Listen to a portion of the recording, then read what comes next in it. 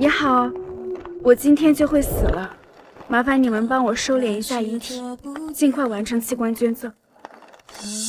终于要结束了，我却只觉得解脱。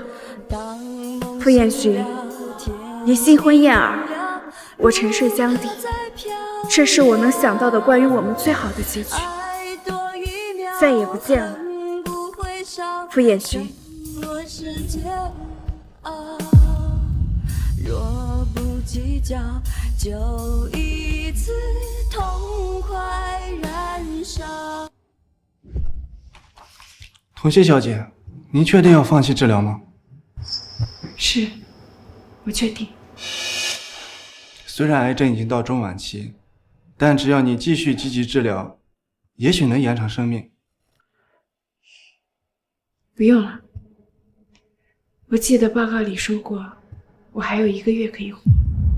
到了那一天，我会提前通知你们，请你们将我全身器官都捐赠出去，帮助更多的人。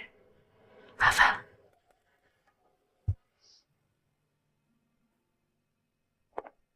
如此积极求死的病人，我还是第一次见。他到底经历了什么？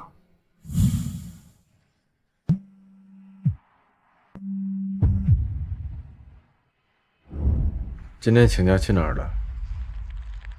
感冒了而已。江南会所314包厢，过来。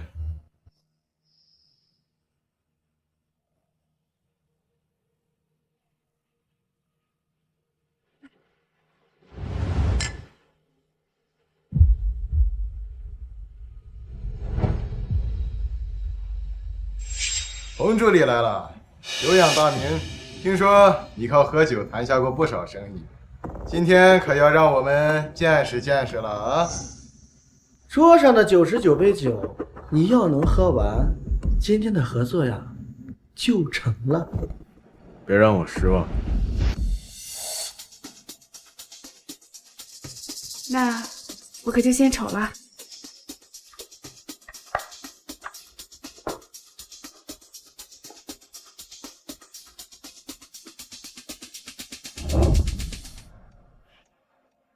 童小姐，你已确诊胃癌晚期。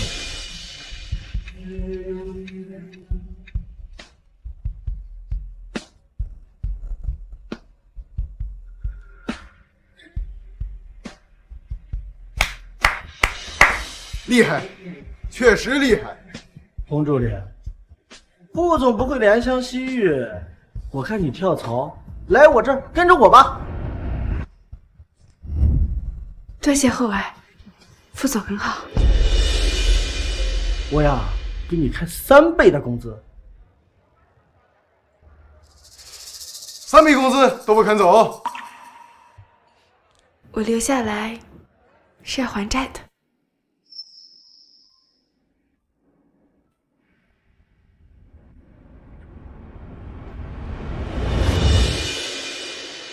那副总，合作愉快。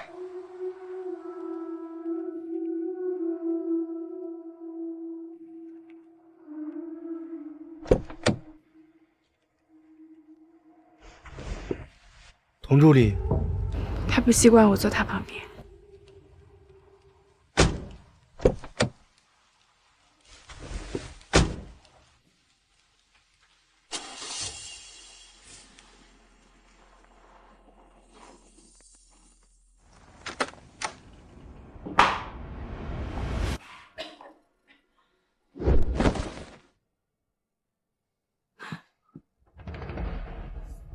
总是装成这样，是想惹我心疼吗？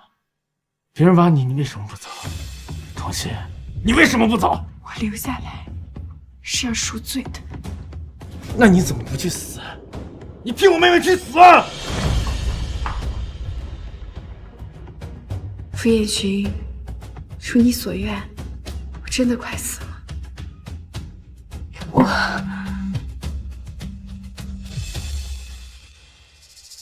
妍妍，彦寻哥哥，家里停电了，我好害怕。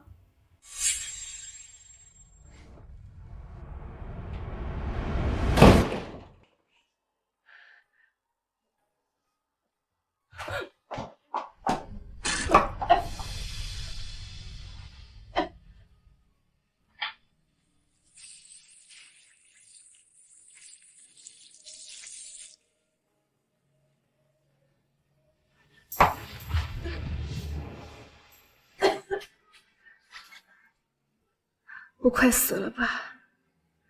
我可以亲自下去和婉英赔罪，而傅彦寻也可以彻底解脱了。可我好想回到过去，回到那个夏天。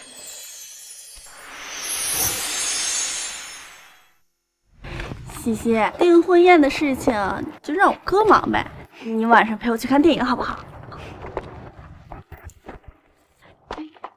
范阳，我同意你接我未婚妻了吗？哥，你真小气！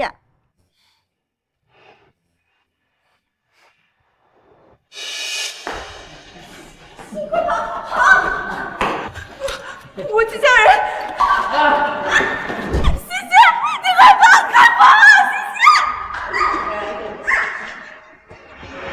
婉英！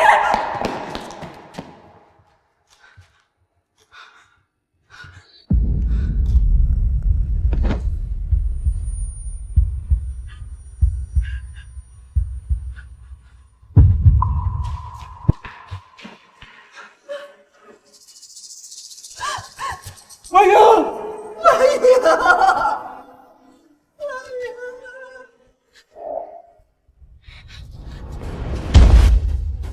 你为什么要跑？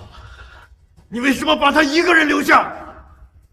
你说呀，你为什么要跑？婉英她才23岁，她还是那么年轻的一个女孩，你怎么那么狠心，好叫她一个人自己跑了呢？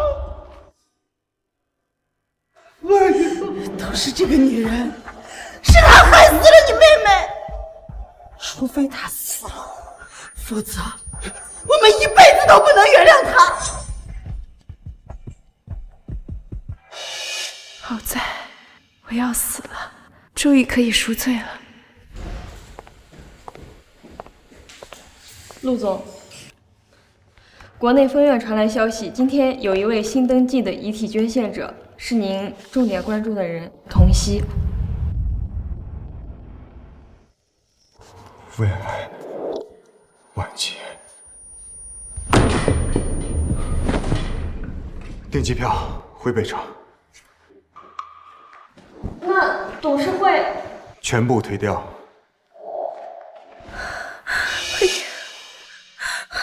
婉英，你快跑！婉英，婉英！你得了胃癌。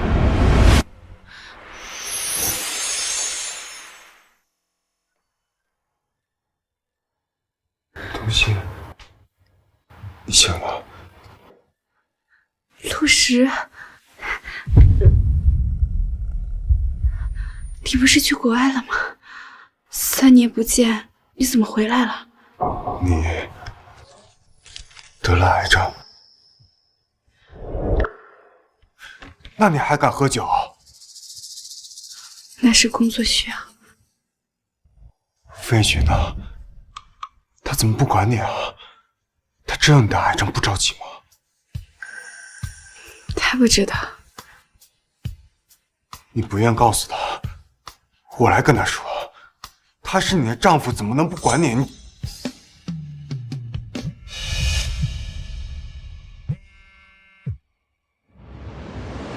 今天要陪我出席宴会，你迟到了。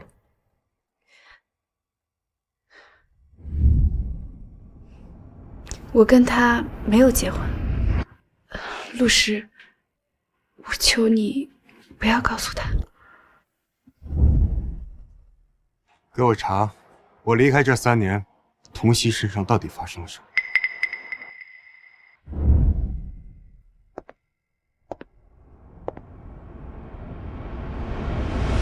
这就是童曦吗？听说差点和副总订婚了，当初请柬都发了。上旧情人当助理，我看呀，这2个人恐怕不知道夏嫣会怎么想呢？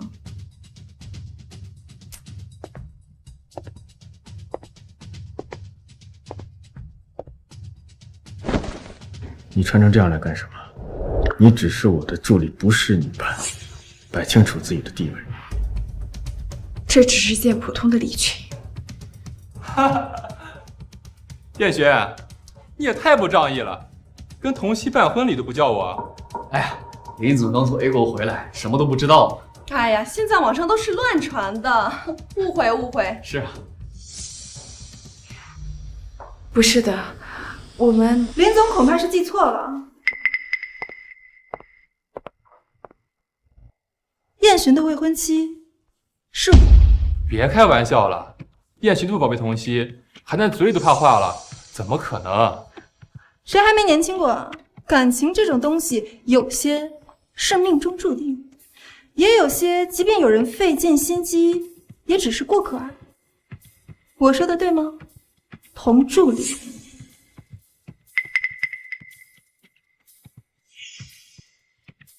燕雪，你的助理似乎有些不认同。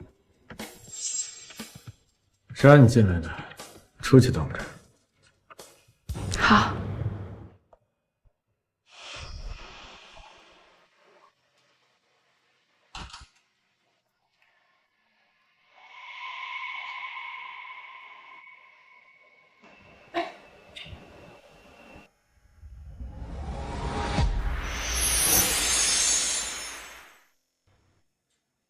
燕雪，我觉得有点冷，你去帮我拿个披肩吧。好。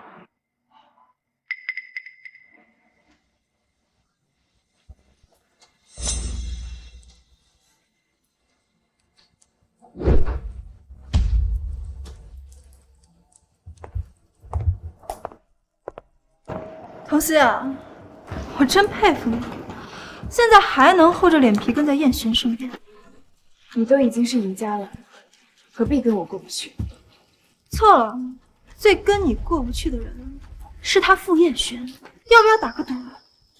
信不信，无论我说什么，他都只会信我，而不是你，因为他不想。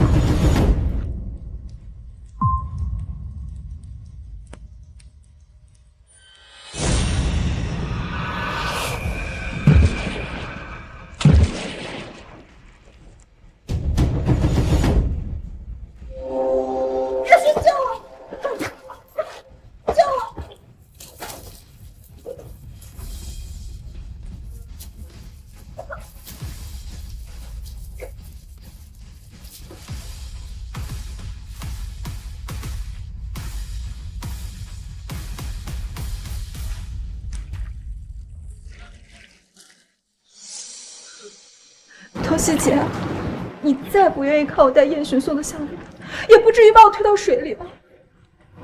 夏言，你以为宴会厅没有监控吗？你还狡辩啊！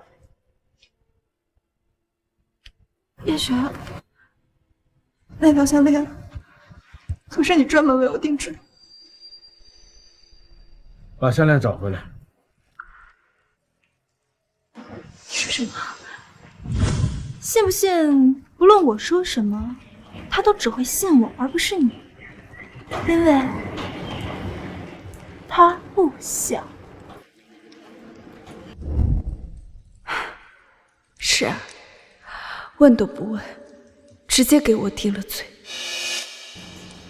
燕洵哥哥，人家好冷。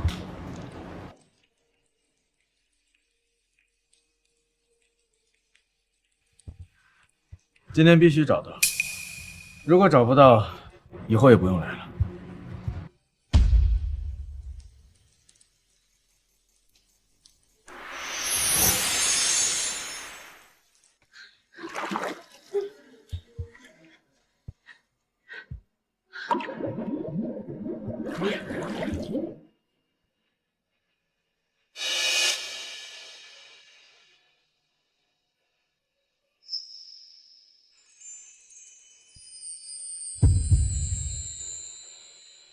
这是我专门为你定制的项链，全世界仅此一条。童曦，我发誓，我会一生一世守护着你，不会让任何人欺负你。嗯。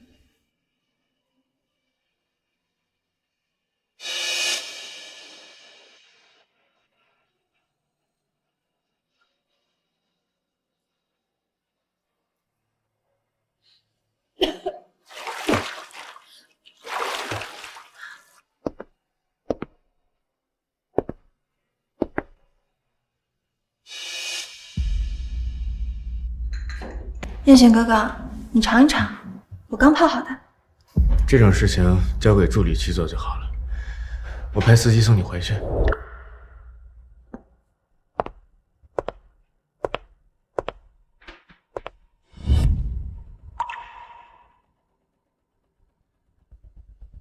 你泡的咖啡果然好喝。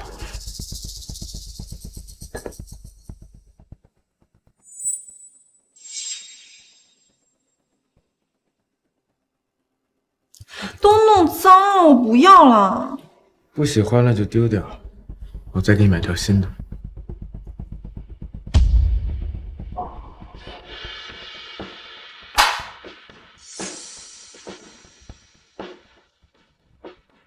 燕璇哥哥，你真好。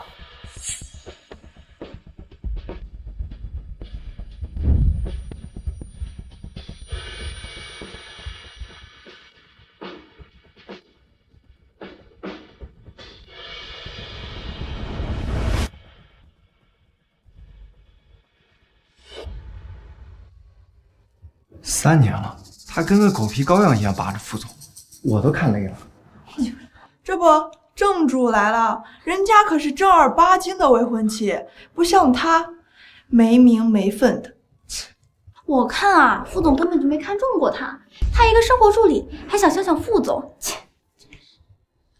童熙，中午把我的文件送过来，位置罚你了。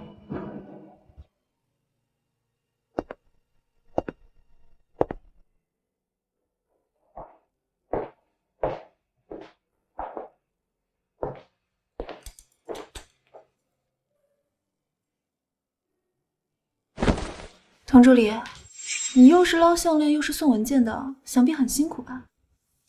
坐下来吃点。酒和辣菜你都不能碰了，不然病情会迅速恶化。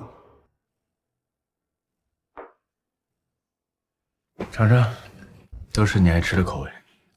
好。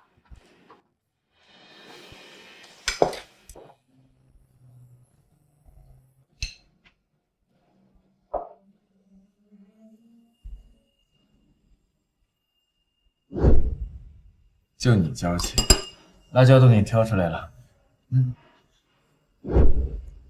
童熙姐，你怎么都不吃啊？是不是还在生我的气啊？我吃不了了。不吃你坐着干什么？这些年承受的一切，原本都是向婉莹的赎罪，多痛一分，压在我身上的痛苦也就能轻一分。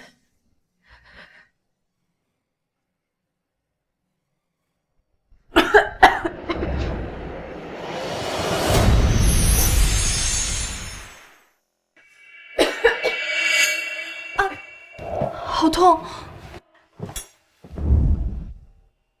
我带你去医院。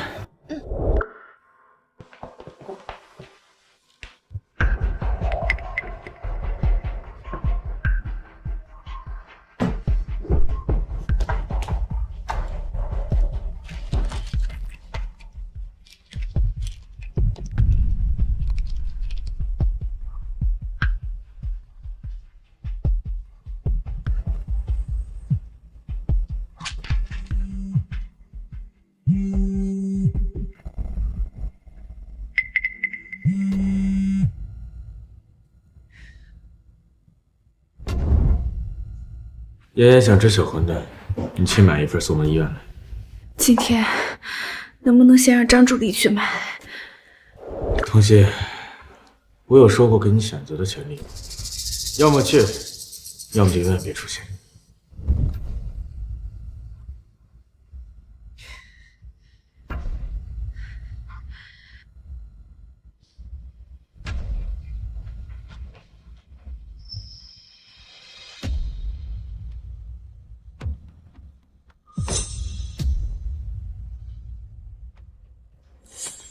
童助理可真不小心啊！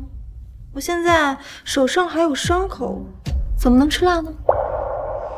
我下午已经跑了3趟，换了3种口味。你想要什么？为什么不直接跟我说呢？燕璇哥哥，他连这种常识都忽略了，该不会是不想我愈合吧？我可是你的未婚妻，童助理该不会是对我的要求不服气吧？他有什么资格不服？你这个生活助理就是这么当的。重新买。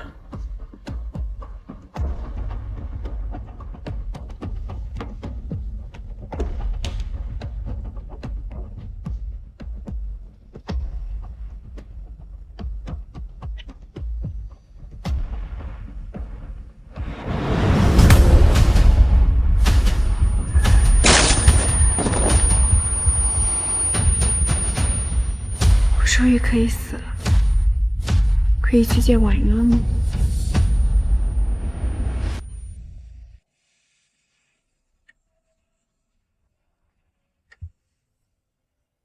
主任，他怎么样了？他处于胃癌晚期，而车祸加剧了他的器官衰竭，我们也无能为力。现在他的各项指标都还在降低，想要熬过今晚，恐怕难啊。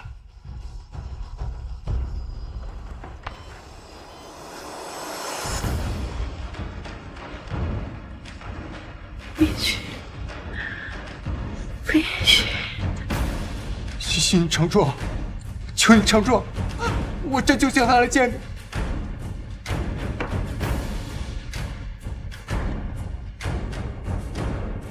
东西，我让你买馄饨，你买哪儿去了？是我，陆石。你为什么会拿着他的手机？你来医院见东西最后一面。东西他已经……陆石，他让你配合他演戏。东西他已经……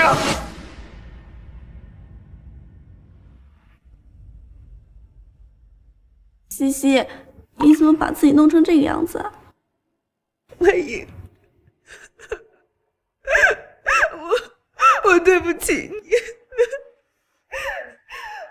不要再道歉了，我想看到的是曾经那个美好的东西。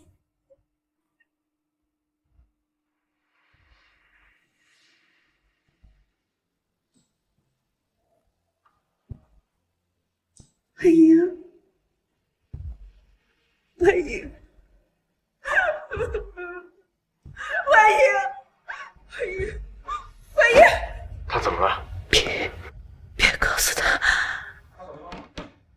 主任，主任，他醒了。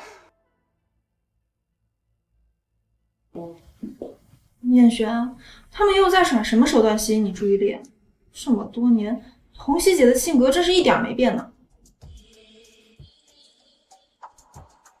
燕璇，我还有工作要忙，你先回去吧。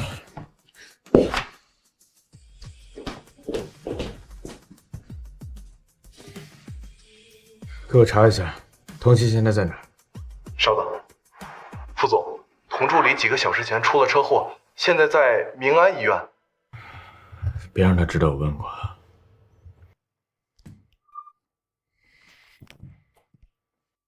我也一直待在这个模糊地带，等着你疲倦了回来。天黑之后才拥有光彩，才能看见微弱的存在。我就好像星星在副总，童小姐，她已经……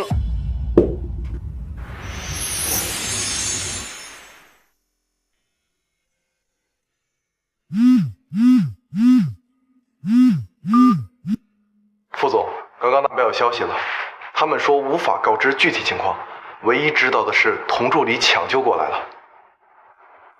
我知道了。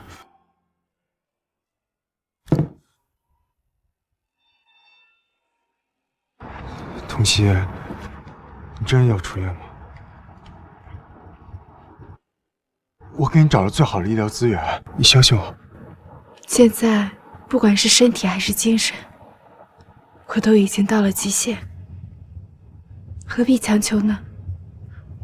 我只想完成我最后想做的事情。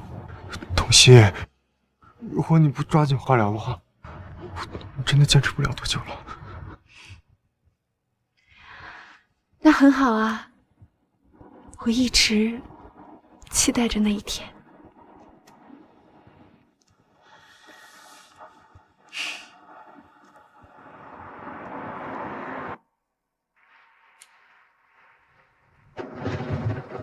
婉莹，你一定不想看见我吧？可我每天晚上都梦到你，每天晚上都在跟你说对不起。我好想回到那一天，我多么希望。姐，你快跑！你快跑！那天是我替你去死，你知道吗？我马上就可以去陪你了。但是我又害怕，你不想看见我，我害怕你也一样恨我。不管你恨不恨我，我都会去找你的。我们说好的，要做一辈子的好姐妹。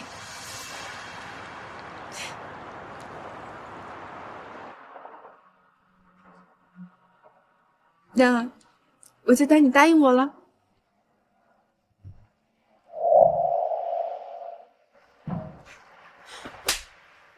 谁让你来的？你给我滚！滚啊！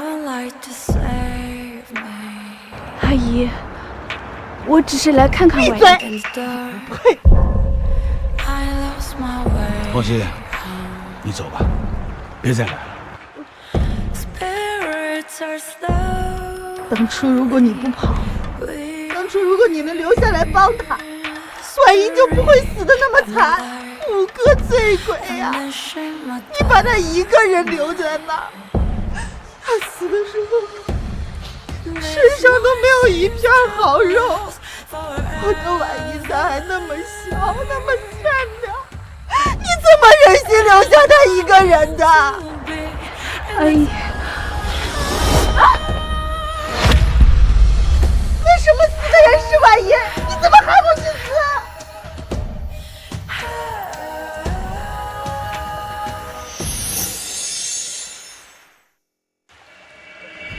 我是不是警告过你，不许你再来这儿？你找死吗？带他走，不许让他再进来。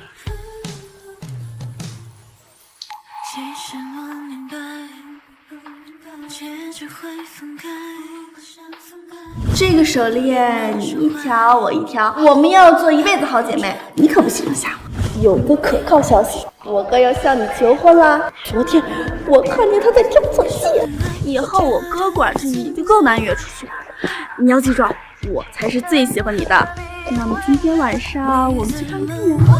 你快跑！你快跑！婉莹，你知不知道我有多后悔那一天没有挡在你身前，没有让你走。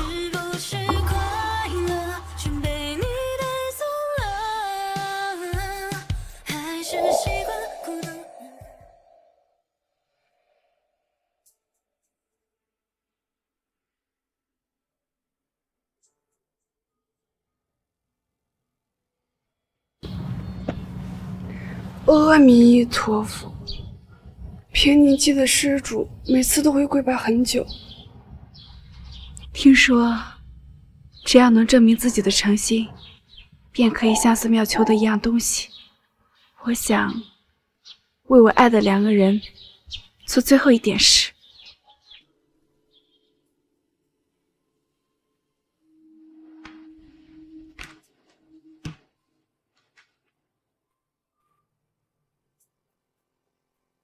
童熙不是已经出院了吗？怎么还没有消息？副总，按照您的吩咐，我一直关注着他的动向。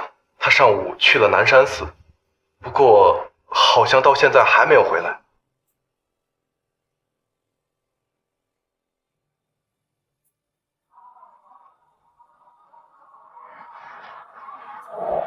求父婉莹往生极乐，求父燕洵平安健康。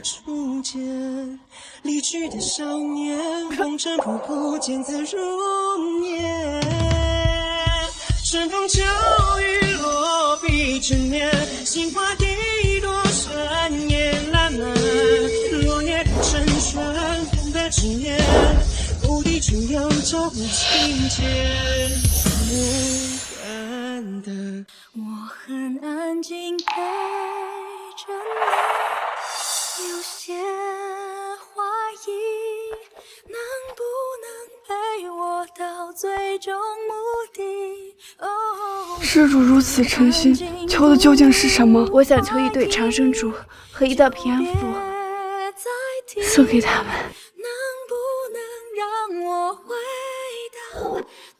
这可是南山寺的长生竹，听说这是由高僧雕刻。燕洵他不会接受我送他的东西，我求你帮我把它摆在婉莹的灵位前，这个可以保佑婉莹来生一世无忧。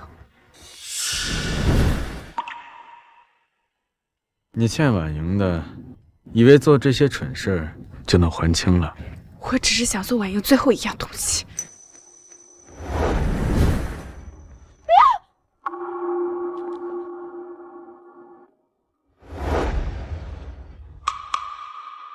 平安符，天天说赎罪，还给自己求平安符。童熙，你还真是一如既往的怕死。你也配平安吗？你这辈子都活该被折磨。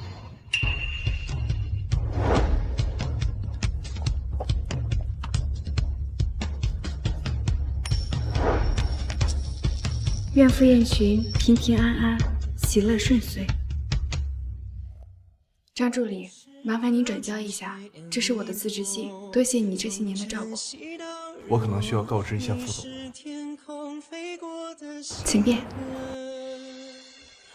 副总，我跟您汇报一下，关于童助理，我说过，他是我的私人助理，留在公司是因为他欠我的债，他要做什么不用跟我汇报。童小姐，您现在是债务已经还清了吧？恭喜您重获自由。是啊，我就要解脱了。每个转身恍如初见，思念是春蚕，一口一口吃掉。副总，童助理辞职了，他说欠您的债已经还清，向您确认。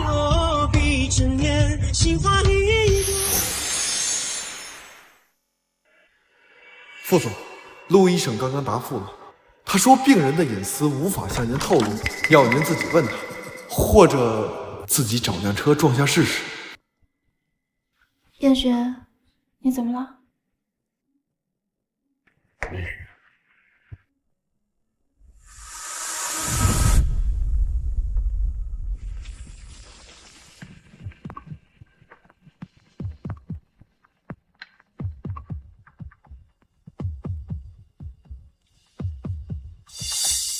童熙，你最好就这样静悄悄的消失，或者我会让你在傅燕洵面前颜面尽失。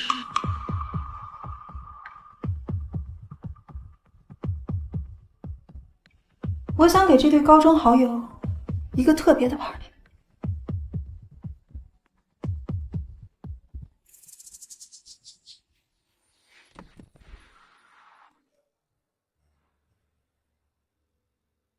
在北城的老同学们，本周六来月坊，大家一起聚聚。如果婉莹在世，一定会拉着我去吧。也许我该替婉莹见他们最后一面。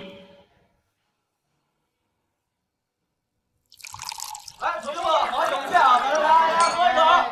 哎，干杯干杯！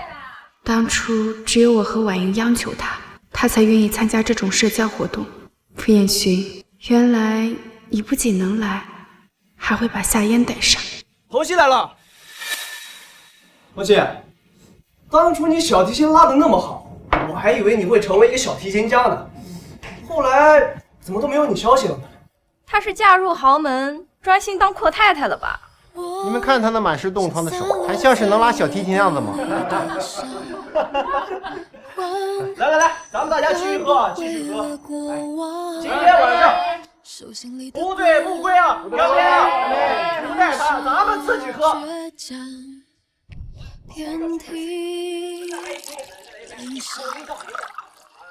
来，各位！哎，来，大家，咱们来玩转盘游戏，转到你们谁就完成上面的真心话大冒险。开始，走你！停！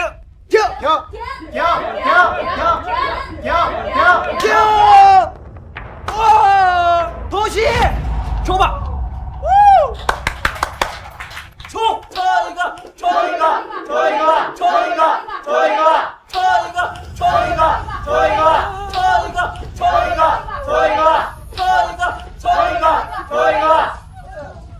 哇！和下一个进门的人接吻10分钟。好，同曦，你该不会是想耍赖吧？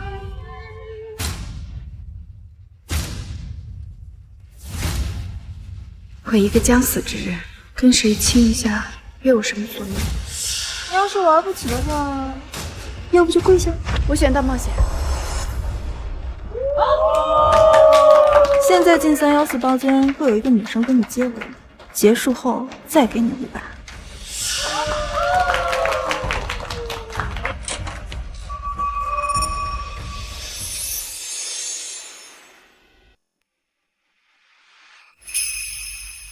都看着我干什么？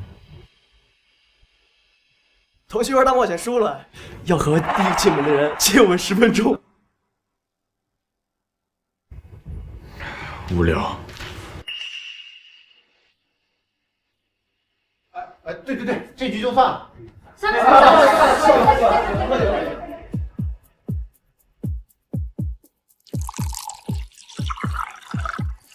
我刚才接了个大单，有人要整白裙子那个美女，专门让我过来和她接吻。结果。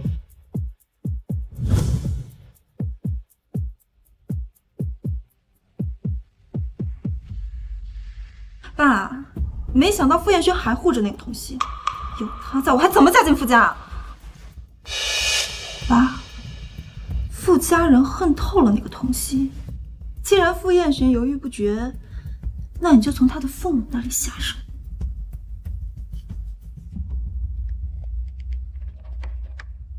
妈，电话里怎么不说呢？家里出什么事儿？我问你，你到底打算什么时候去夏夜呢？我公司最近比较忙。都是借口。你以为我不知道你为什么不去夏夜？因为你忘不了同曦那个狐狸精。过来，你看这玩意儿，难道你要娶一个害死你妹妹的人进门吗？你对得起婉莹吗？如果当初她不跑，婉莹就不会死得那么惨。你别忘了，你妹妹当时是被几个大汉活活折磨死的，她这辈子都不可能进我们家，除非我也死了。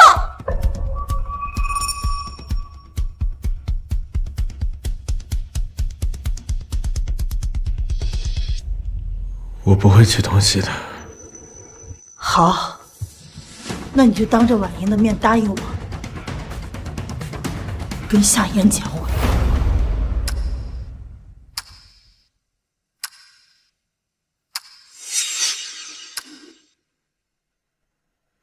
我会跟夏嫣结婚。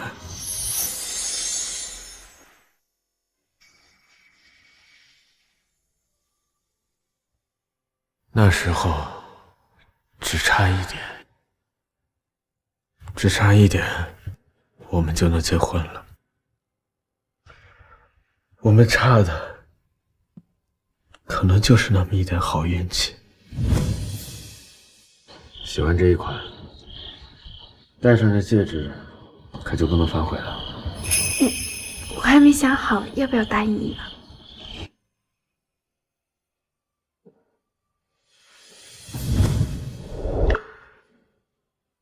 这枚婚戒戴在我手上3年了，最终还是没能送到你的手里。这是对你的惩罚，也是对我的。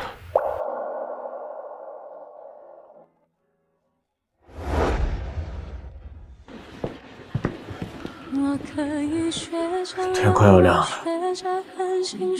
童心，我们没有时间了。心里面的倾盆大雨，曾一起哭过、笑过、痛过、梦过，关于你所有一切，绝口不提。我如何骗过内心，骗过眼泪，骗过自己？谁说的爱过，叶珏，一定会留有印记。我们的爱情若按下暂停。大概是到了生命的尽头，我总是过多的回忆过去。你找我吗？怎么了？不知道为什么，一下子没认出你，你瘦了很多。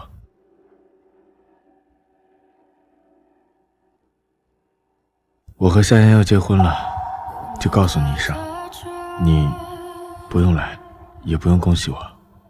傅夜寻，原来你恨我恨到以后再也不想见到我了吗？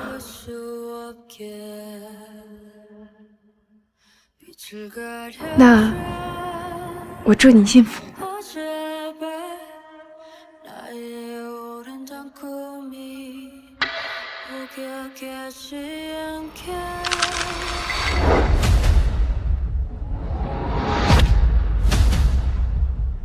他在吃药。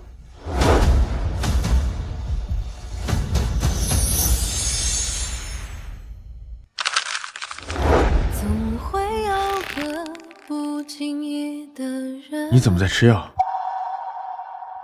酒喝多了，胃疼，很奇怪吗？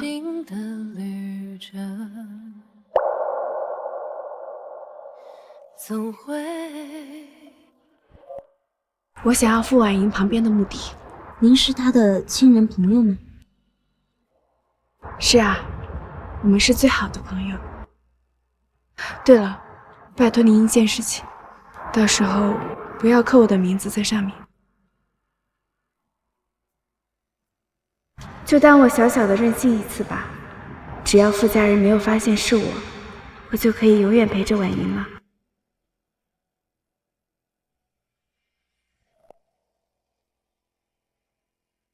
这就是我活在这个世界上的全部痕迹。原来只要一个下午，就能从世界上抹去。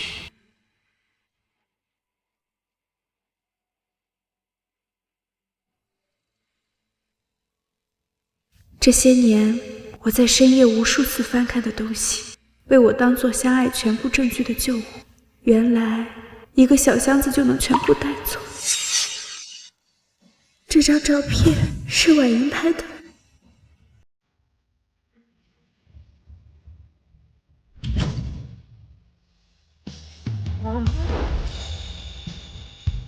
这是全世界我最爱的两个人，他们要一直幸福下去。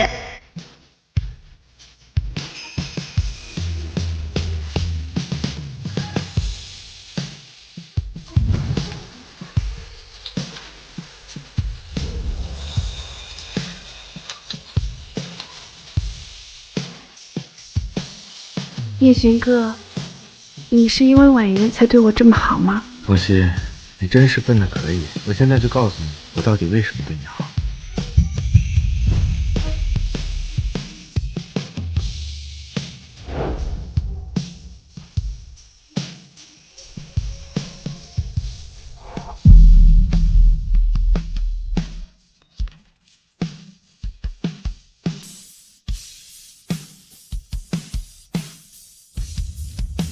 傅彦寻，如果不能见你最后一面，我就在这里和你告别。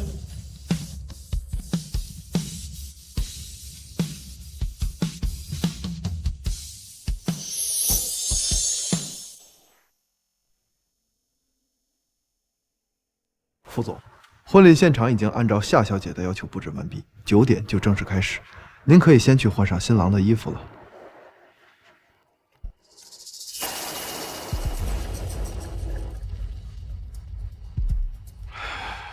我不是跟你说过吗？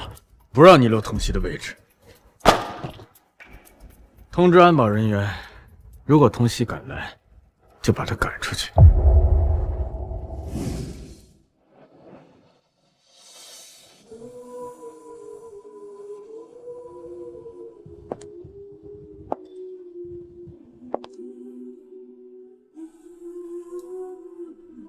也好，我今天就会死了，麻烦你们帮我收敛一下遗体，尽快完成器官捐赠。终于要结束了，我却只觉得解脱。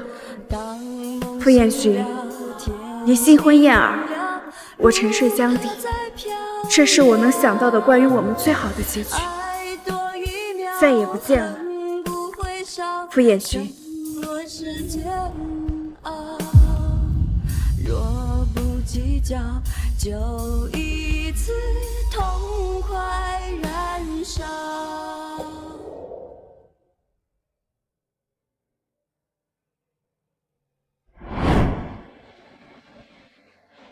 西西，你想要什么样的婚礼啊？我想要的婚礼很简单，一块很大的草坪，挂满五颜六色的气球。只邀请我们最好的朋友，还有婉莹，必须是婉莹给我们当伴娘。傅家的婚礼可不能简单。傅彦寻，谁说要嫁给你了？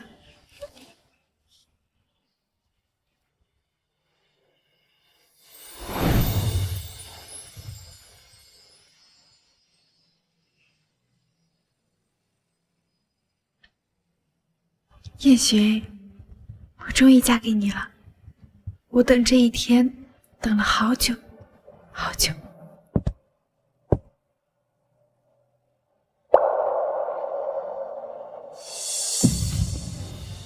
别走，彦寻，我们都结婚了，我不会走的。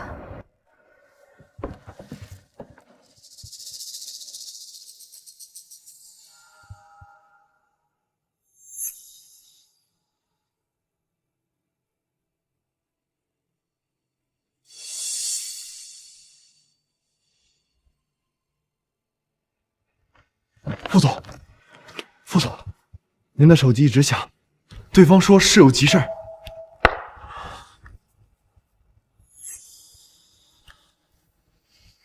陆师，你最好有事。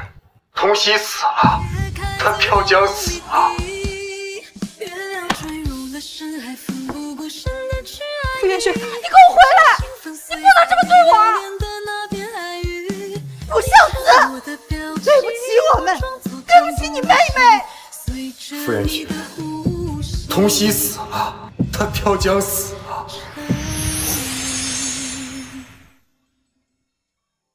童熙，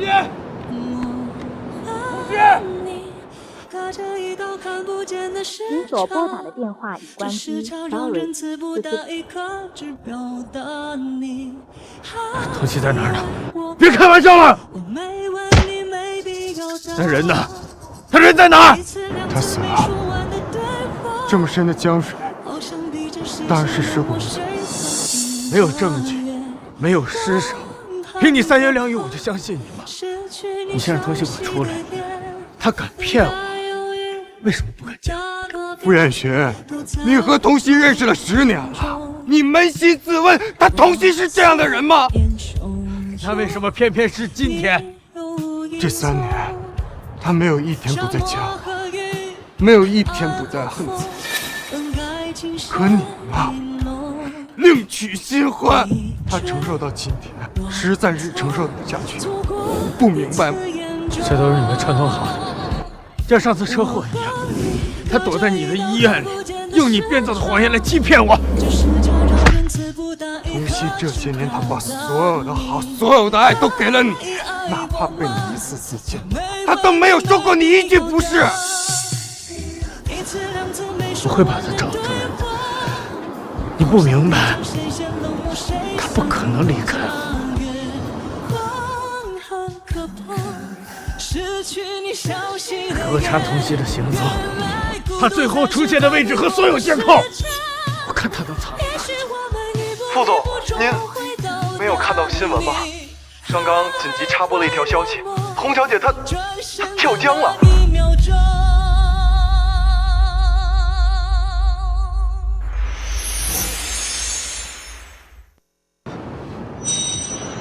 我看到，视频是假的，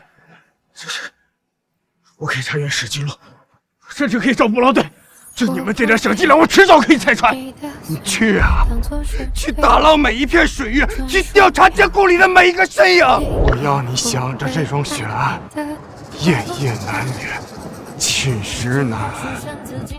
我要你以后踩着每一片滩土上，都要担心脚下正埋着童熙的尸体。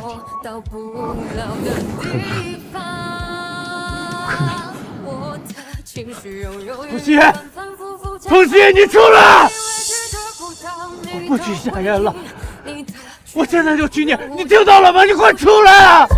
傅元雪，他活着的时候你不好好珍惜，现在人死了，你装深情给谁看啊？啊！傅元雪，你当初是怎么发誓的呀？你说要好好护着他，不让他受一点委屈。可我回国后看到的却是他行销鼓励，一心求死。你就是这么对我最珍惜的人吗？他曾经也是我最珍惜的。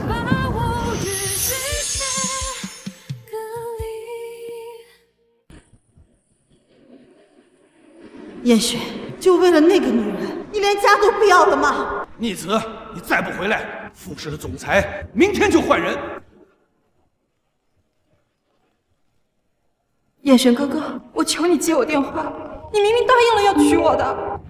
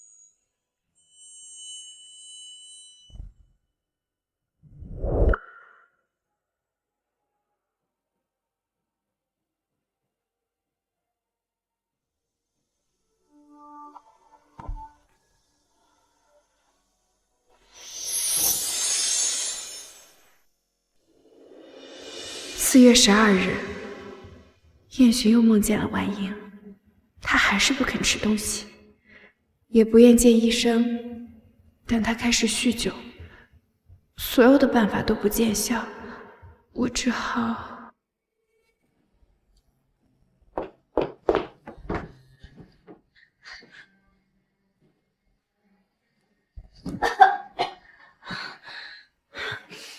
傅彦勋，你想毁了你自己，那就从我开始。你想喝，那我就陪你喝到死。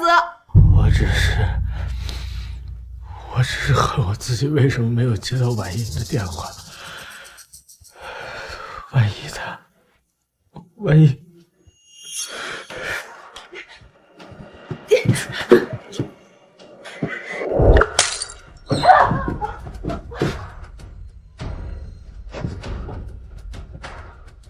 童熙，傅彦勋，是我先逃了，是我把他一个人留在那里，害死了他。你恨我吧？4月13日，燕璇守在婉莹的坟前不肯走，他说怕婉莹孤单。婉莹，别怕，哥会一直在这陪着你。不行，你先去休息，我来替你守着。别管我，我要……你雪，叶雪。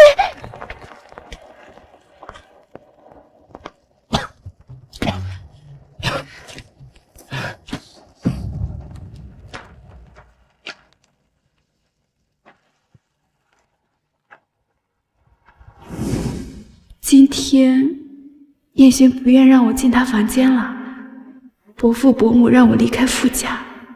我知道他们根本不想见到我，他们恨我，可我还不能离开。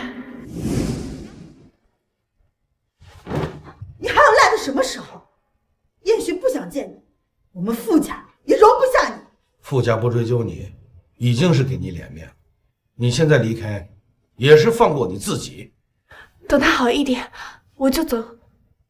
再让我多陪他一阵子，就一阵子。我赢！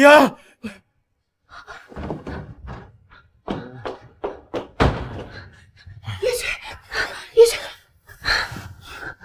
有我在，我陪着你，别怕。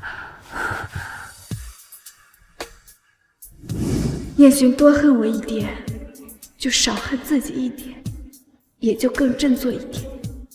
而我愿意用这种方式向婉莹赎罪。我恨他留在我身边不走，却忘了他为什么一直不肯离开。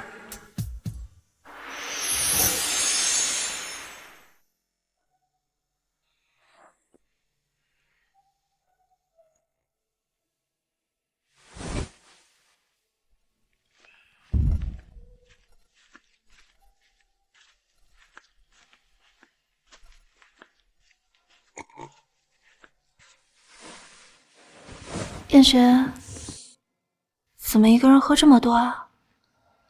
我陪你好不好？童心，别走。我不会走的，今晚我会一直陪着你的。夏言，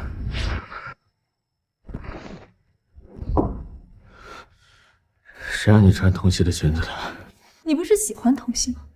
我都做到这种程度了，你还有什么不乐意的？脱下。傅燕璇，我可是你未来的妻子，如果不是为了做戏给那个童熙看，你连手指头都不会让我碰一下。傅燕璇，你难道要让我一直守活寡吗？来人！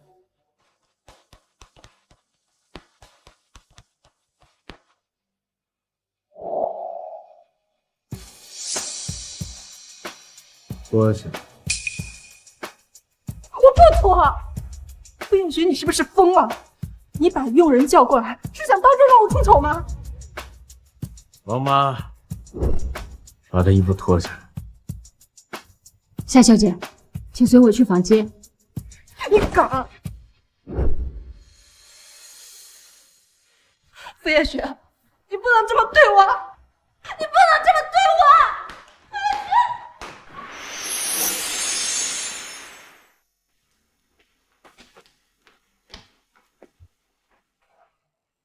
住手！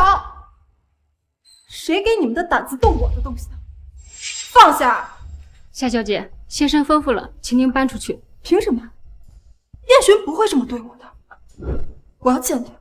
我和傅燕璇有婚约，要不是童熙那个贱人寻死搞砸我的婚礼，我早就是名正言顺的傅太太了。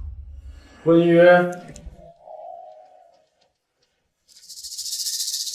约解除了。婚约是伯父伯母定的，你有什么资格取消？我要告诉他们，你赶我，你羞辱我！来人，把他拖出去！你放开我！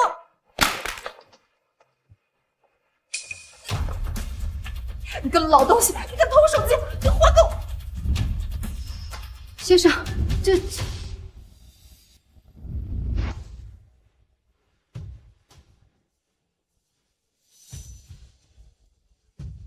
这些都是你发的。燕璇，你听我解释，我就是因为太爱你了，我太害怕失去你了，都是童熙逼我的。闭嘴！根本不配提他。婚约作废，傅氏赠与你的所有资产，律师会逐一清算追回。王妈，先生，通知下去，全北城封杀下家。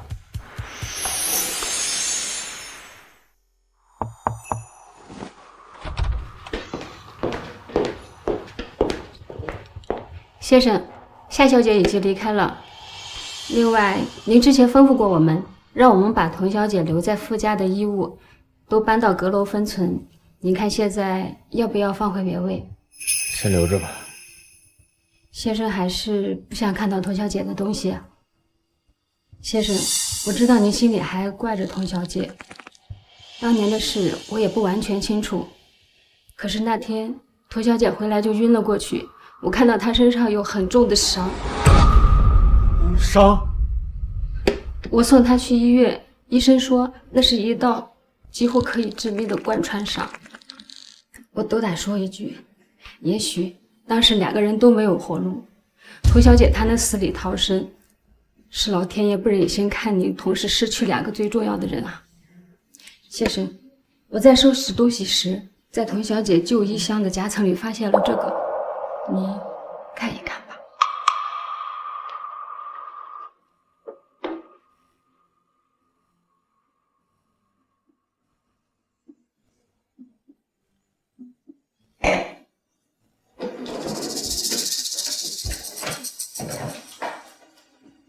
这好像是童熙的日记里撕下来的。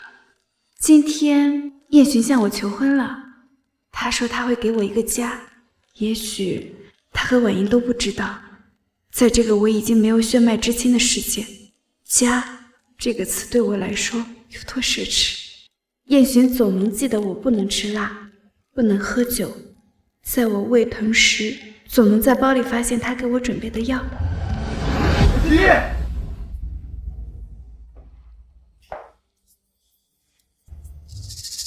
有什么？童小姐真是海量，喝完这第99杯，副总这个项目就算是成了。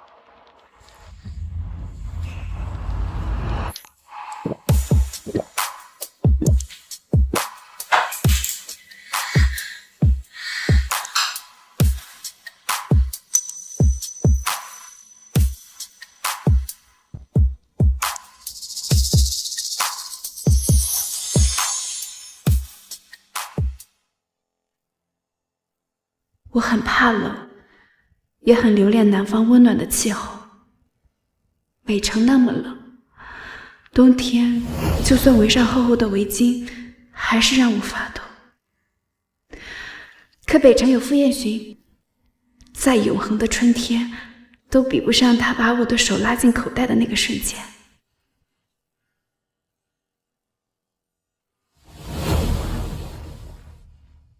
把项链找回来。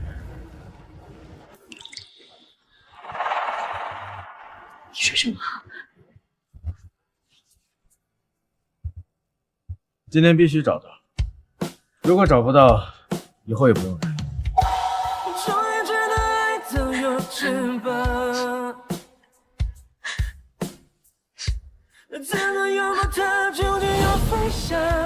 我怕黑，害怕一个人走夜路，所以燕寻总是会来接我，陪伴我。我突然开始相信，也许老天不是没有给我准备家人，他们只是来得晚了一点。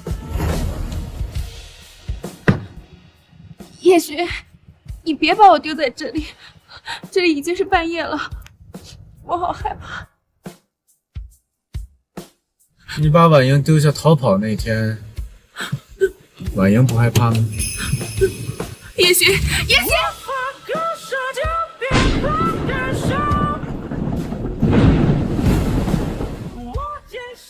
没有家的我，像断了线的风筝，随时都会飘走，直到遇到燕寻和婉莹。他们一个拉着我的左手，一个握着我的右手，把我留在了这个世界。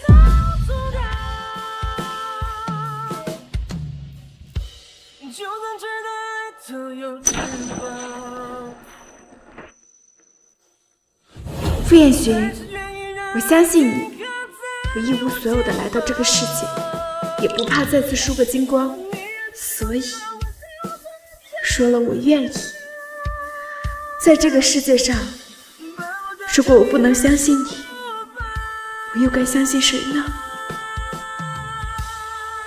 我和他结婚的承诺，我发誓要保护他的承诺，都被我亲手碾碎了。他一定恨透了我，所以选择在我婚礼那天，用这种方式告诉我，他永远不会原谅我。这也是他给我最残忍的惩罚。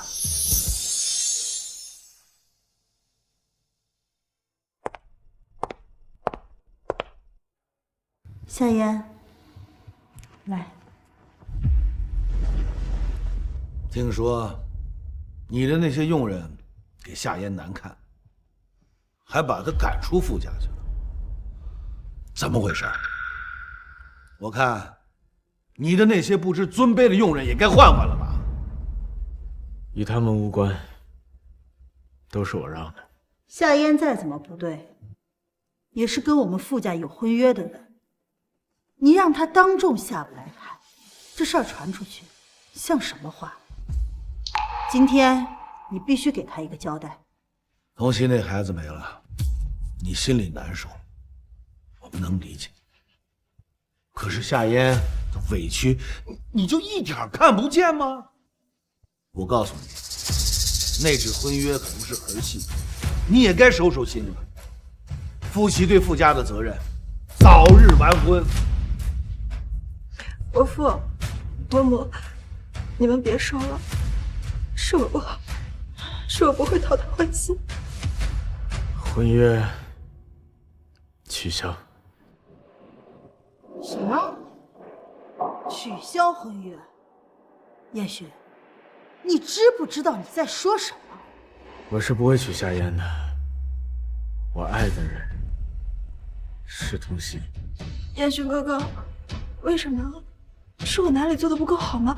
我可以学，我可以改的，你别不要我。原因需要我说吗？童熙就那么好，他已经死了，你能不能看看眼前人啊？你哪一点比得上？童熙他对不起我们，他欠我们傅家一条命。难道你要为了他忤逆父母，背叛傅家吗？我心意已决。爸妈，别逼我！逆子，打死你这个混账东西！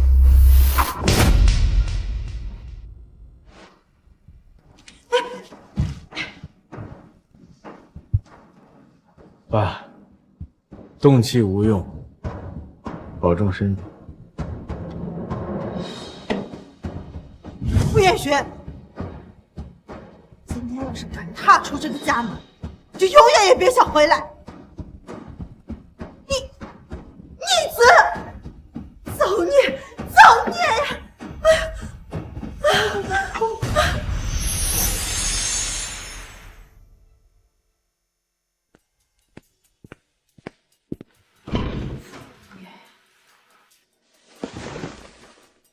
你还来这干什么？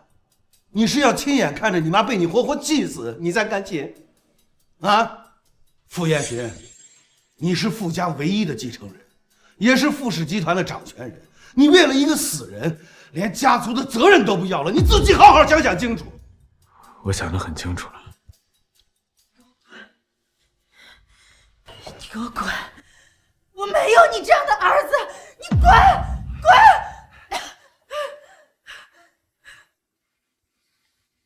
你是要把你妈活活气死吗？啊，你是不是要今天我们两个人死到这儿你才满意啊？二位的晚年，我会另找人安排好。没有我，你们或许会过得更好。你说什么你？从此以后，就当做傅家没有过我这个儿子。儿子，那你今后要去哪儿啊？他死了，你可千万不能犯糊涂呀！童熙的日记本上有一张心愿单，等我把这些愿望都实现了，我就去找他。时光洪流中，这份爱多渺小，一放手就消散掉。我知道我可以做到。女人的连我们都不要了。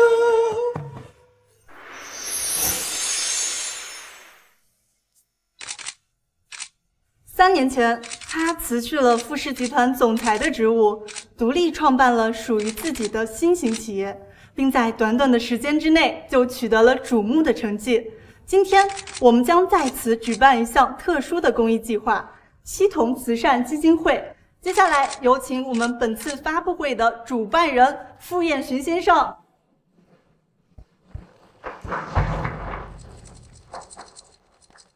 感谢各位的到来。这项基金将专注于帮助失去父母的孩子们，为他们提供安稳的生活和教育机会。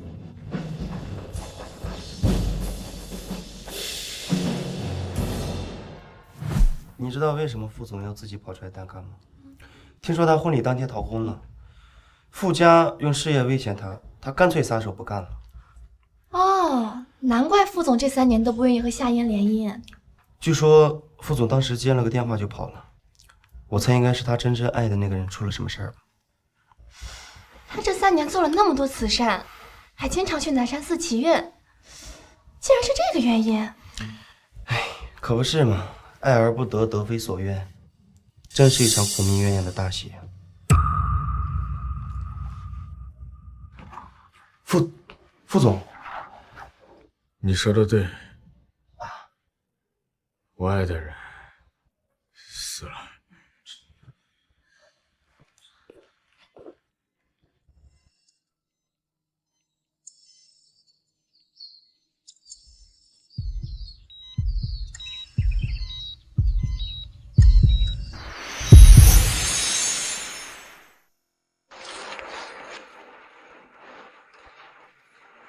童熙，你不许死！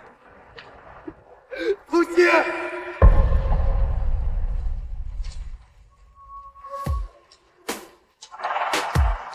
童熙，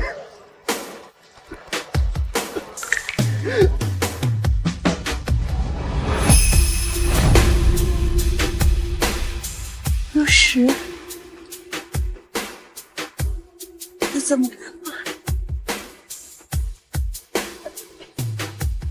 童熙，别怕，我发誓，以后绝不让你再受半点委屈。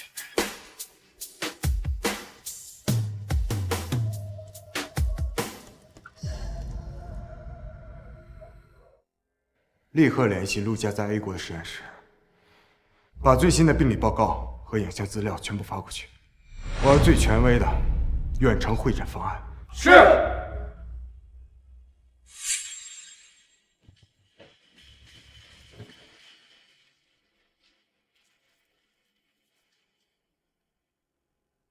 童小姐的生命体征暂时稳住了，但她的身体极度虚弱，想要做大型肿瘤切除手术，必须先把身体状态调整到最佳。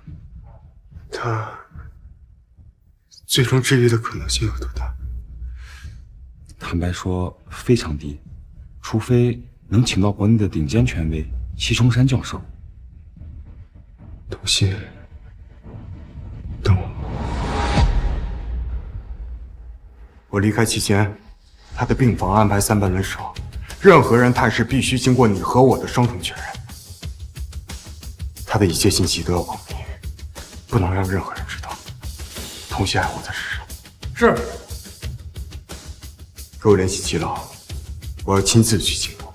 是，可是齐老病门歇科已经很久了，恐怕……告诉他，条件随缘。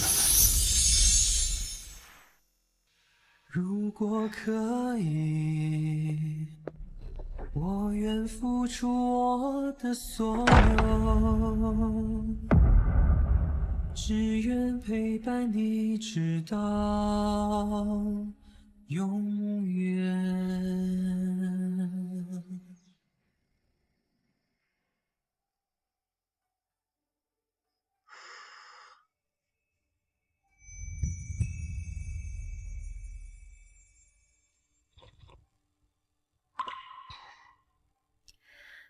好像每次我最狼狈的时候，都会被你救下。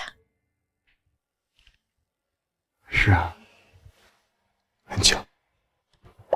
不，童熙，不是巧合，是我每一次都竭尽全力的抓住你。童小姐，这3年您恢复的比预期的更好，可以进行下一阶段的疗程了。目前国内最顶尖的放疗设备是在北城，我们去那儿进行手术，成功率最高。北城。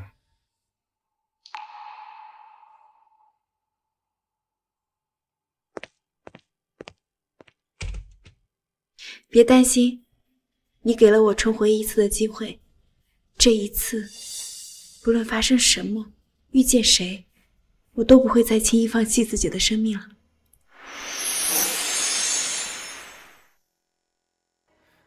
童熙，心愿单上的愿望我已经帮你完成了，现在我不知道还能为你做些什么，或许到了我来找你的时候。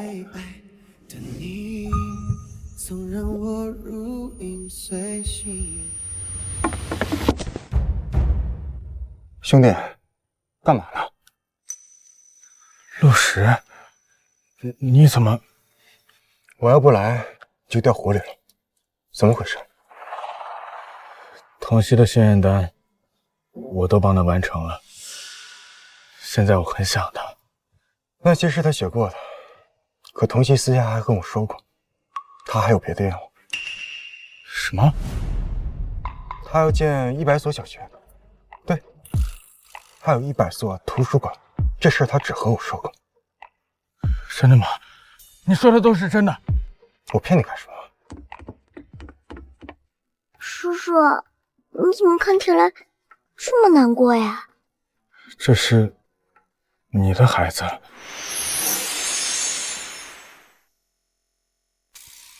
叔叔，你怎么看起来这么难过呀？这是你的孩子。啊，我在看风景呢。那你站远一点，不要掉湖里了，水很凉的。谢谢啊，陆石，你已经结婚了，恭喜。不是的，他是我舅舅。宝宝，少和陌生人说话，尤其是这个。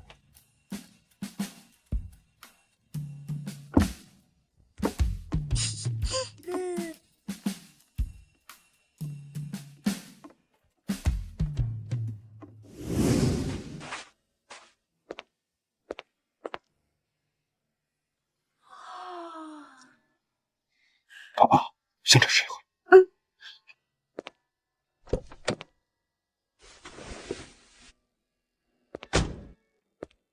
怎么样？那个人没事吧？他在看风景，是我看错了。那个人是傅彦寻。其实你不用刻意回避提到他的名字，我不希望任何人有事，对傅彦寻也是一样，但也仅此而已。我所求不多，只要能保护你不受到伤害。童熙，我……陆石，你真的好笨，真的。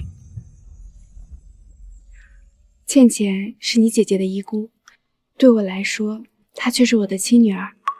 从你把她带回家那天起，我就决定好好活着，因为你们俩是我生命中最重要的人。走吧。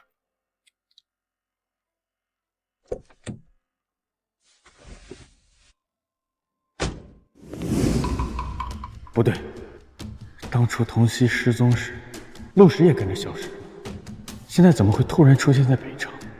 陆石那么爱他，才3年，他就有了这么大的一个孩子。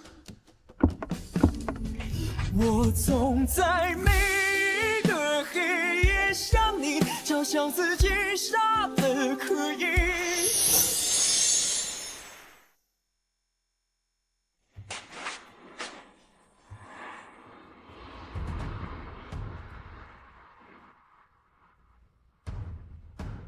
给我查一下，陆石这次来北城到底是什么目的？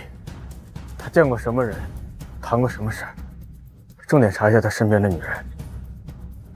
我这有个名字做参考，也许他现在不叫这个名字，他叫童熙。恐怕傅彦寻已经开始起疑了。像他那样的人，只要发现不合常理的事，就会像鲨鱼闻到血腥味，无论如何都要吃进嘴里，弄个明白。更何况是关于你的事。既然他已经起了疑心，与傅家的势力迟早会找到我。别怕，无论如何，我都会保护好你的。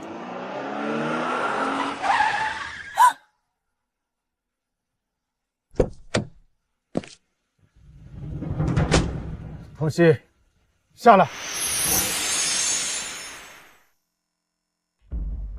我下去处理。让他知道我活着，他或许才能真正放下。这也是我必须自己去面对的。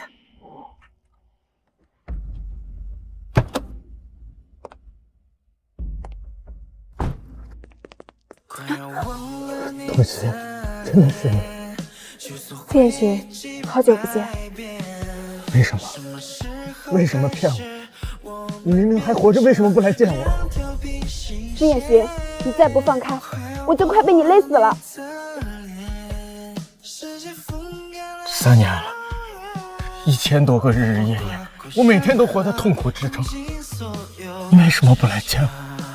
童熙，你怎么能这么狠心？我们之间早已两清，我也没有必须找你的理由了。不，没有两清。这些年我一直在替你完成心愿单，我为你建立了帮助孤儿的慈善基金会，还有你想去的地方，想看的风景。幸好你还活着，我可以亲自带你去看看。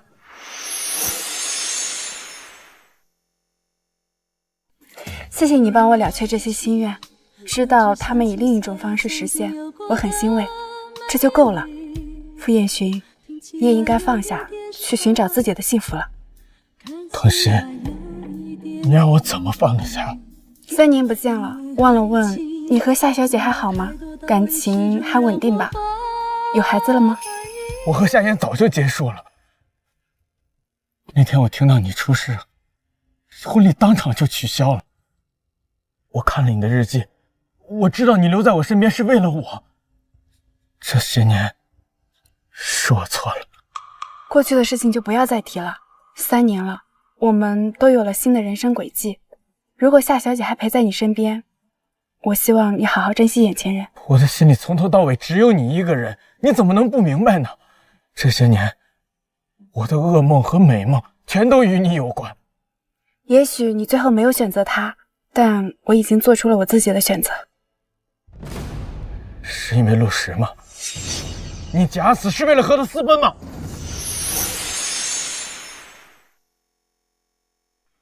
忘了告诉你了，我和陆石已经结婚了，我们还有一个女儿，叫倩倩，你应该见过了。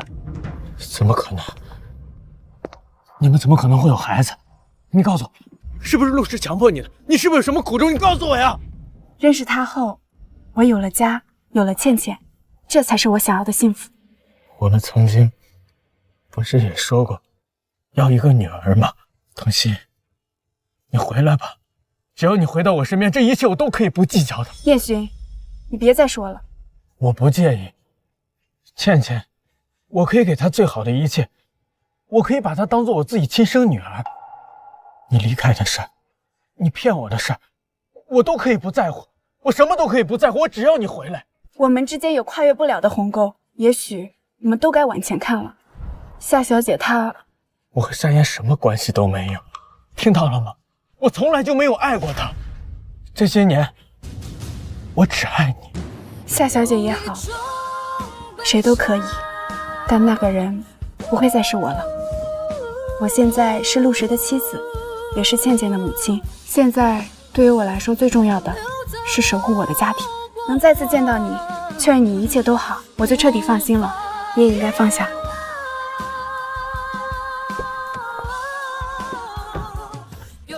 童熙，保重。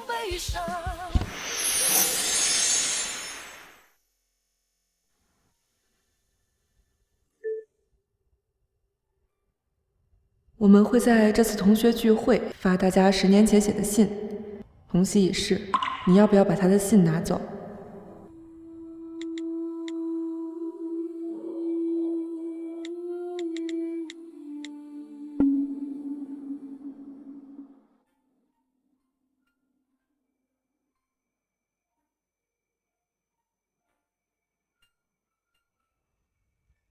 给10年后的傅彦勋，你还和童熙在一起吗？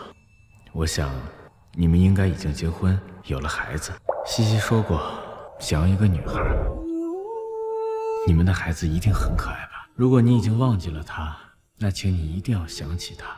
他是一个那么怕冷的人，从南方千里迢迢来到这里读书，围上厚重的围巾和羽绒服，依旧会轻微发抖，像一只抵抗着趋向温暖本能的鸟儿。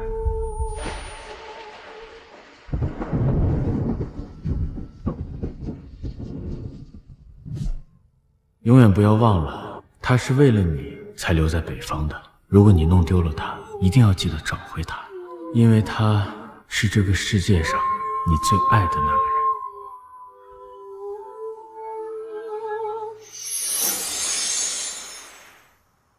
童熙的那一份呢？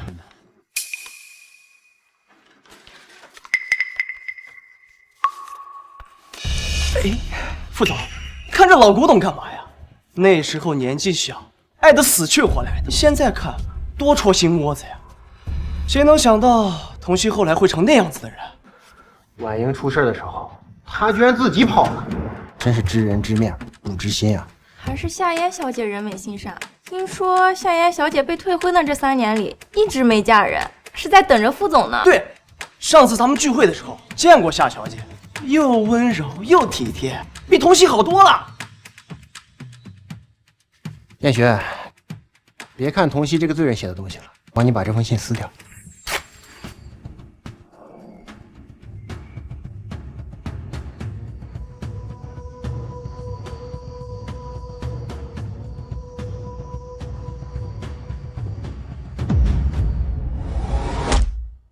婉莹出事的细节，傅家当年封锁的很严密，是夏嫣教你们说的这些，对吗？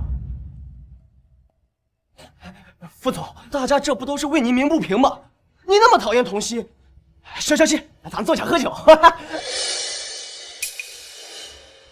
回去告诉夏嫣，他是再搞这些小动作，我就让他在北城消失。既然各位都管不住嘴，那以后就不必再说话了。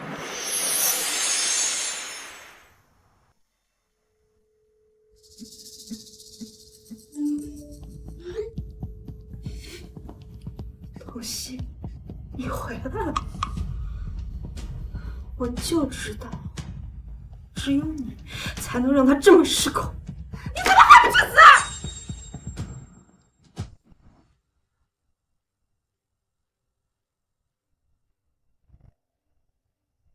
我为你准备了一份礼物。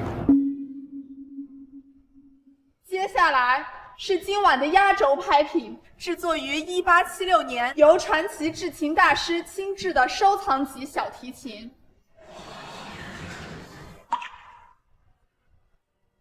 我第一次见到你的时候，是你演奏小提琴的现场。如果不是那3年折磨，你现在应该在欧洲巡演。4000万。3年病痛，3年折磨，可能连你自己也忘了，当年的你有多么光芒四射。这次手术之后，你可以重新开始你的人生了。谢谢你，陆氏。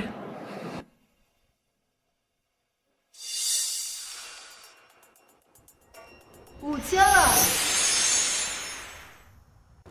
，5000了。这把小提琴我也很喜欢呢。7000万。 8000了。 1个亿。陆先生出价1亿，还有没有更高的？1亿1次，1亿2次，1亿3次，成交。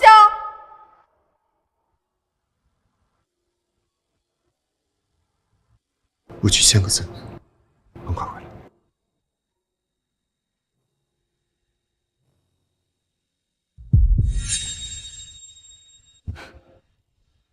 我就说，怎么傅彦寻宁可忤逆父母，与傅家断绝关系，要结束婚约？原来你这个阴魂不散的狐狸精根本就没死！原来你这个阴魂不散的狐狸精根本就没死！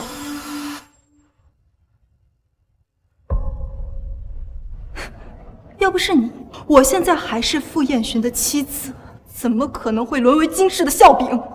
那你可以去找傅彦寻。躲什么？好一副装腔作势的模样！你以为你戴个面纱就没人认得出你了吗？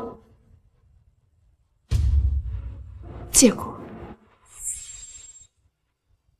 我告诉你，我现在被傅家认作义女，就算是你攀上了新的高枝，我打你，你也得受着。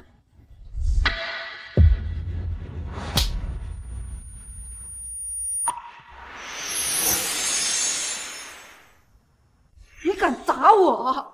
我不会像以前一样任你欺凌。如果你再敢动手，我不会再忍。当年装的那么白莲花，现在终于露出真面目。够了！傅彦寻，你为了这个杀害你妹妹的女人抛弃我，背叛傅家，结果呢？她不过是个别的男人。即使是这样，你还要护着她，你贱不贱啊？把他赶出去！你不能赶我出去！我现在被傅家收为义女，你们谁敢动我？住手！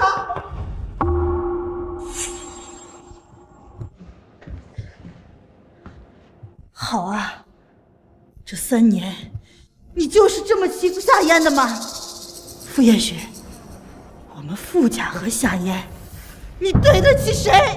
干妈，你以为为了一个死人，彦寻为什么突然和我们傅家断绝关系？因为他根本就没有死。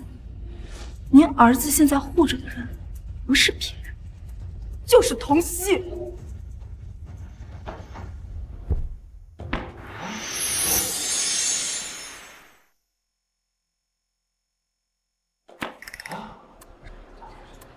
童曦，你不是死了吗？他根本就没死啊！他在你们面前装可怜，说什么赎罪，只是为了绑住彦寻。一旦傍上了新的男人，就假死脱身。可怜了你们的儿子，为了这种贱女人，竟然舍去了血缘至亲。好啊，你害死我们傅家一个还不够，还要蛊惑彦寻，搅得我们傅家不得安生。你就是个灾星！还有这个，你不就是用别人的钱来臭显摆吗？我让你耀武扬威！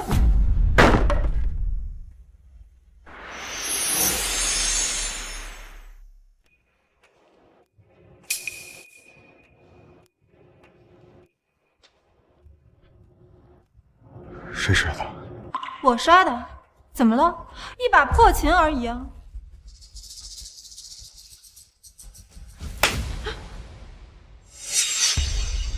你敢打我啊！好你个童曦，真是一身狐妹子本事，引得1个、2个男人都为你发疯。这是为童曦拍下压轴，他的你这种配的。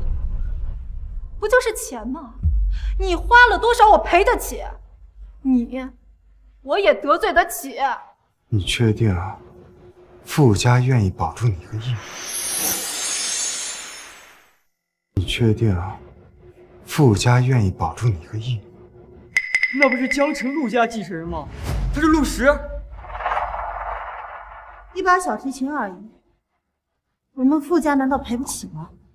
倒是你当众打人，你必须向他道歉。真是精彩绝伦啊！你什么意思啊？天底下竟然有人把杀害自己亲生女儿的凶手当成心头肉来百般疼爱呵护。傅夫人，您这份慈爱可真是令人大开眼界。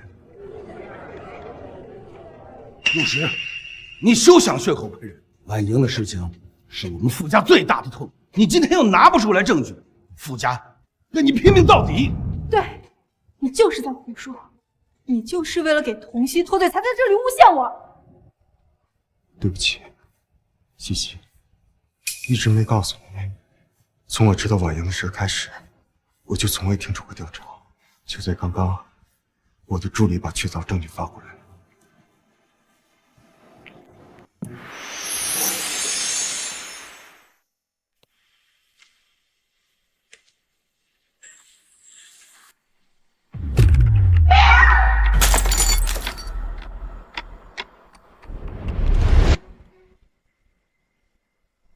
你先走。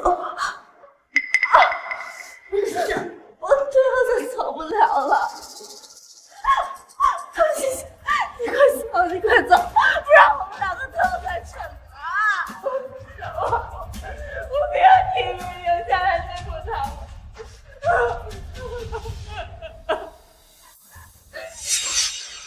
西西，快跑！你快点求救！你快走，西西！快走！你一定要等我，你一定要等我。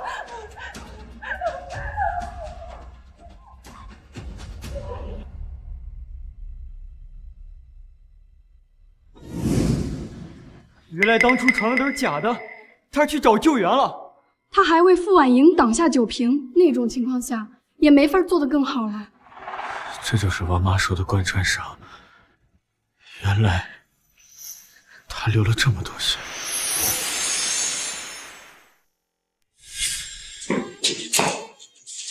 为什么要跑？你为什么把他一个人留下？你为什么要跑？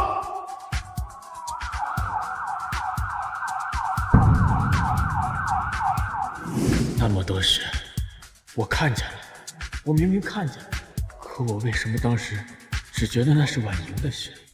如果那之后我关心过她一次，一切会不会不一样？当初婉莹刚走，我们悲痛过度，确实迁怒苛待了童曦。你现在拿出这些旧事儿，是想为童曦平反，讨个公道吗？不，傅伯父，我是在陈述一个被你们忽略6年的事实。我能证明，傅婉莹的死，夏嫣才是那个给予最后一击、真正的杀人凶手。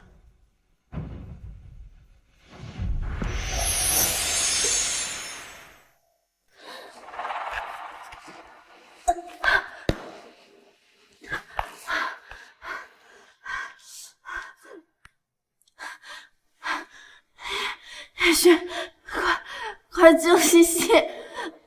快！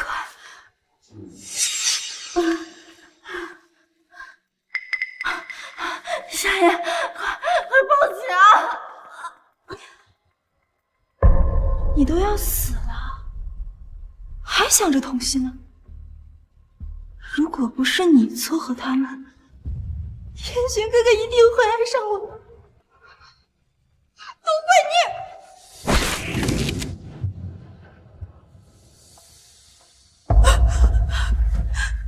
不是的，这不是真的。这个视频是合成的，3年的时间，就算有100个视频一帧一帧的调，也早都合成成功了。年轻人，当初我们傅家为了这件事情，倾尽了全力去调查，把该查的视频、该查的人我们都查遍了，能比你一个外人查的少吗？说，你这个视频是从哪儿？你这个视频是从哪儿来的？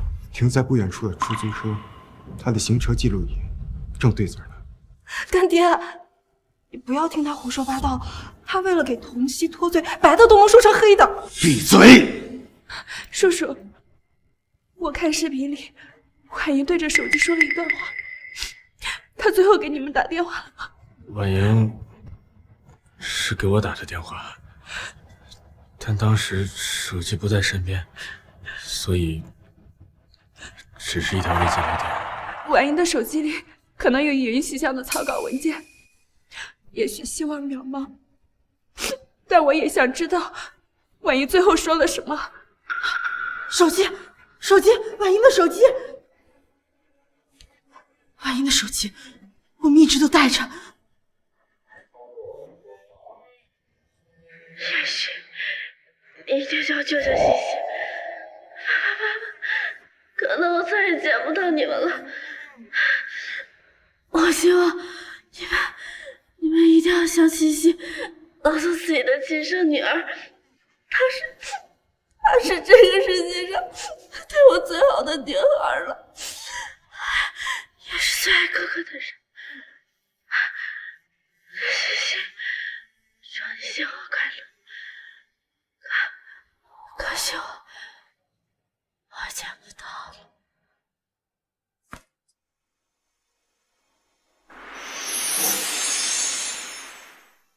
我一直在为那天的事情赎罪，却不知道婉莹到最后一刻都没有恨过我。婉莹到死都护着的好孩子，我们却一直在折磨他。一个真正的杀人凶手，我们却一直把他当亲生女儿一样养着。婉婷，妈对不起你呀！畜生不如的东西！来人，压着！你们放开我！你怎么敢这么对我？叶璇哥哥，求求我！带下去！放开我！好孩子，对不起，都是我们的错。你跟我们回傅家吧。你跟我们回傅家吧，我们会待你像亲生女儿一样。当初都怪我们，因为这件事情迁怒了你，你那样保护婉莹。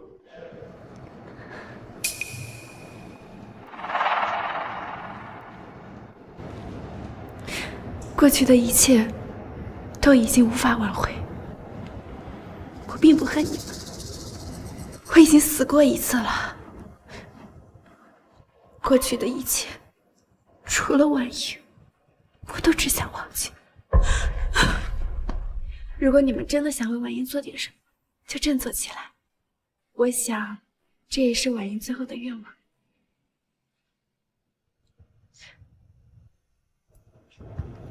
童熙，童熙，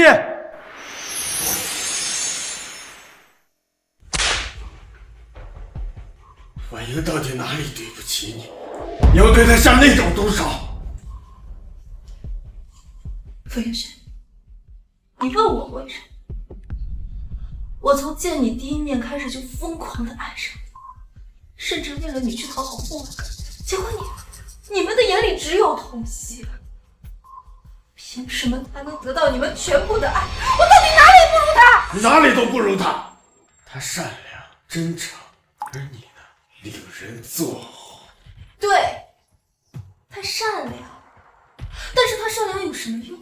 你们7年的感情，婉莹一出事，你第一时间怀疑的不就是他吗？你信过他的事？你给过他解释的机会吗？我当时当时怎么了？被仇恨蒙蔽了双眼，还是你根本就在害怕呀？害怕就是他的错，害怕你根本不知道该怎么面对他。闭嘴！那些帮你们善后、帮你们掩盖真相的人，我一个都不会放过。我要让你为你做过的事情付出100倍、1000倍的代价。顾远轩，你到现在都以为让童熙这3年来饱受折磨的人是我吗？你错了，让他这3年来每一天都像活在地狱里，以至于跳江自杀，从头到尾都是你。我想讨好你，如果不是你的默许，我怎么敢这么肆无忌惮地折磨他？他留在你身边当助理的3年，我就折磨了他3年，而你从头到尾都没有制止过。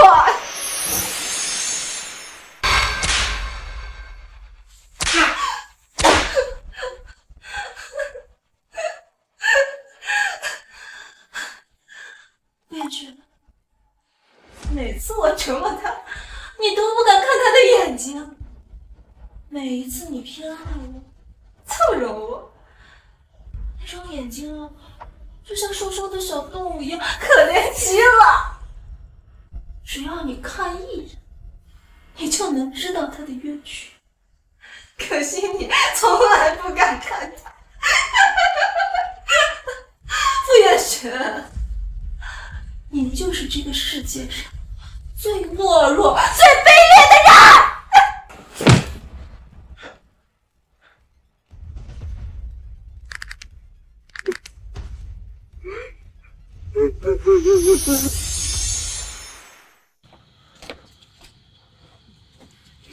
是我错怪了他，他明明那么好，我为什么就是看不见？为什么就是不信他？就是因为我的不信任，害得他被折磨了3年，是我把他逼上绝路。我们明明说好要娶她、保护她，可我一点都没有做到。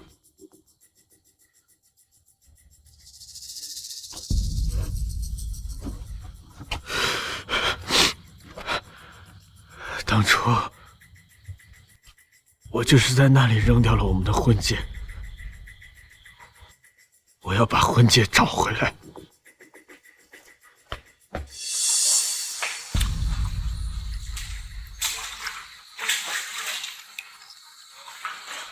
我那天怎么能忍心把我们的婚戒扔掉？我怎么会决定舍下来？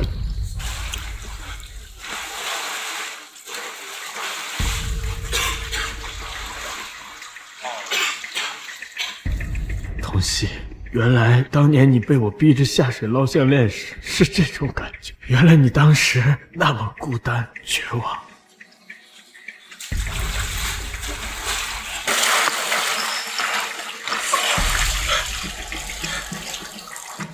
我本想在婚礼上给你一个惊喜，一直到婚礼前我都藏着它。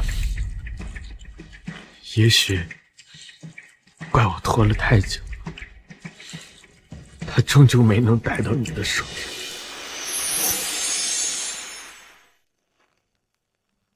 童熙，童熙，你出来，我们谈谈。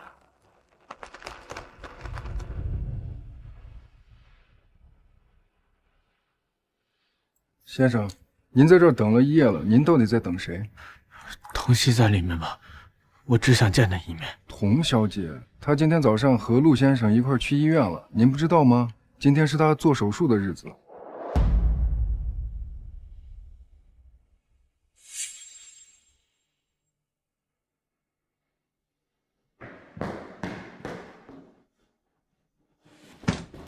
童熙怎么了？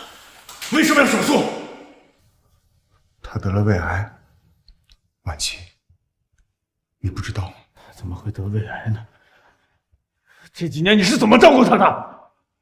傅艳轩，癌症这种东西，不是精心照料就一定会消失，但它绝对会因为长期的折磨而加重。3年前，我回国，就是收到了他胃癌晚期的消息，他甚至连遗体捐赠协议都签了。3年前，晚期。傅艳轩，不是我对他做了什么，而是你那3年对他做了什么。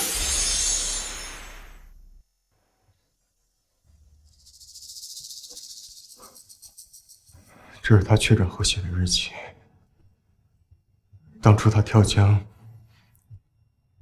我怕会让你查出线索，就偷偷拿了这一部分。现在你也该好好看一看。童熙，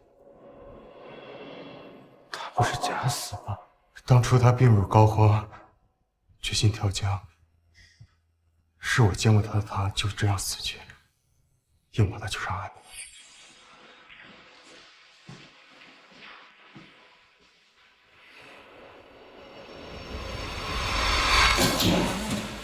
9月20日，结果出来了，胃癌晚期。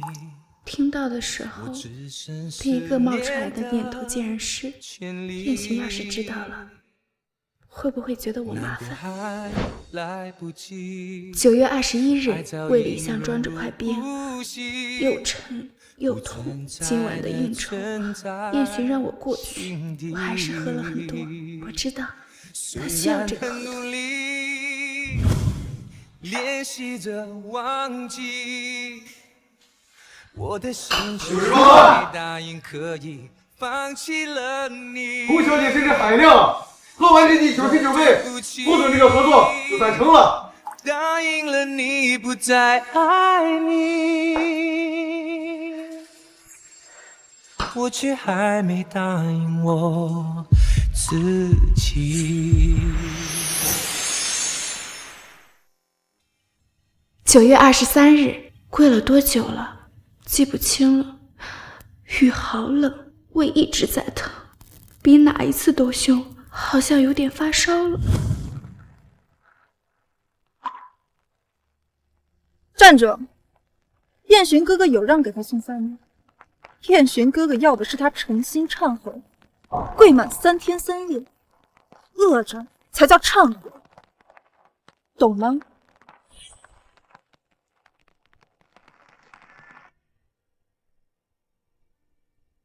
？9月29日，开始化疗了，反应比想象中还难受，吐得一点力气都没有，头发大把大把的掉。记得很久以前，燕洵总喜欢用手指绕我的头发，他说我的头发又软又滑，像绸缎。他说他最爱我这一头长发。给我一个理由忘记那么爱我的你，给我一个理由放弃。看到镜子里的自己，我第一次有了放弃的想法。我把他最爱的东西弄丢了，我这辈子都不想让他看到我现在这个样子。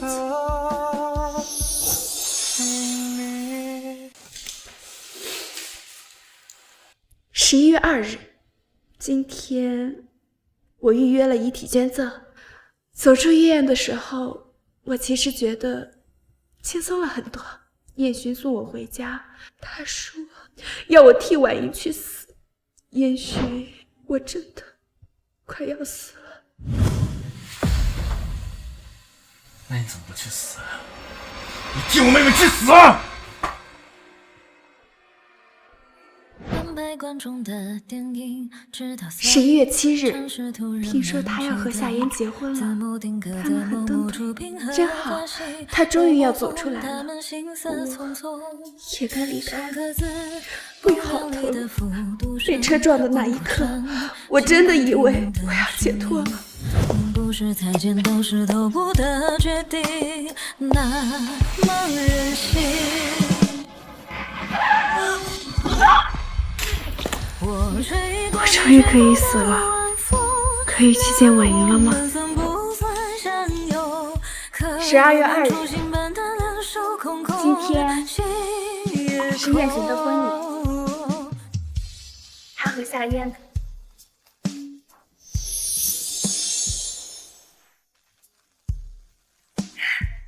我今天穿了我们第一次见面时的裙子，打扮成那个时候的样子。我还是希望我可以美丽的面对死。我不怪你，我只是偶尔会觉得遗憾，我们之间的信任在巨大的悲痛面前会变得如此不堪一击。遗憾，在北城最冷的冬天，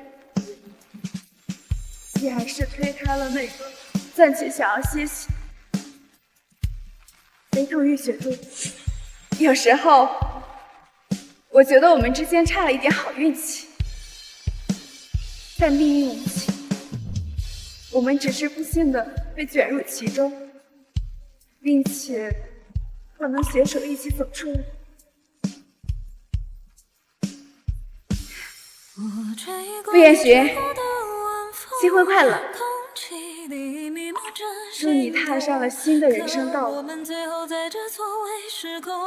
只是这条路上再有我，再见了，陆彦寻。谢谢你曾经给过我那些美好时光。童熙，学。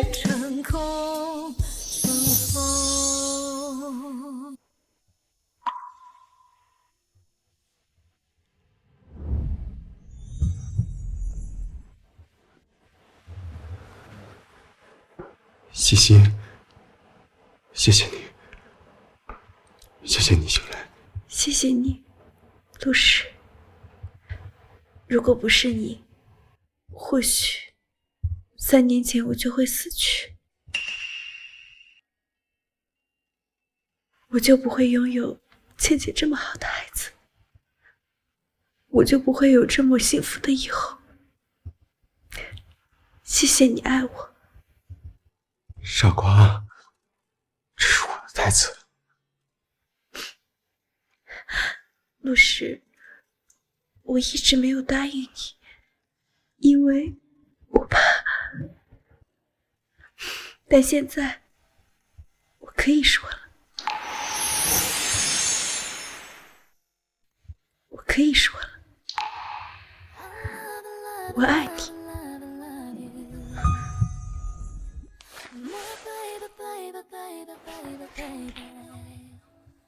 西西，嫁给我吧，让我照顾你一辈子。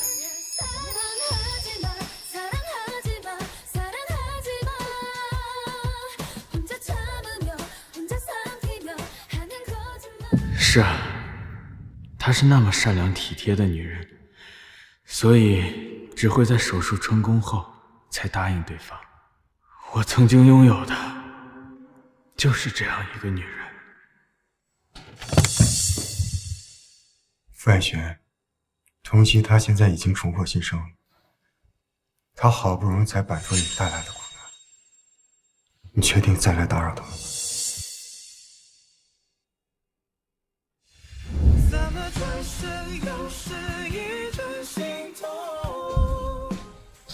谢谢你曾经给过我那些美好时光。童熙，学。童熙，童熙，你出来，我们谈谈。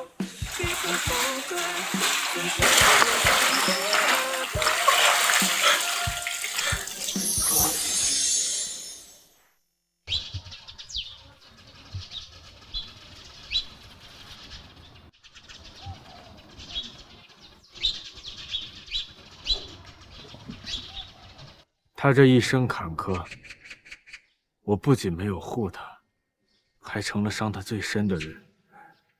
若这世间真有因果，我愿散尽我此生所有，只求他从此无病无灾，平安喜乐。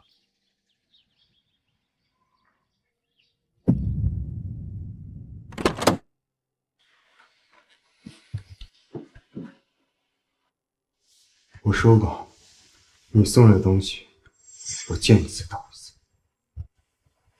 陆石，让他进来吧。童熙，我给你熬了你以前常喝的汤，你尝尝。这其实是婉莹爱喝的，我的胃喝不了这个。对不起，对不起，我去熬你喜欢的。陆彦寻，你以后别来看我了，一切都过去了。我很感激我现在的生活，你也该去寻找你自己的路。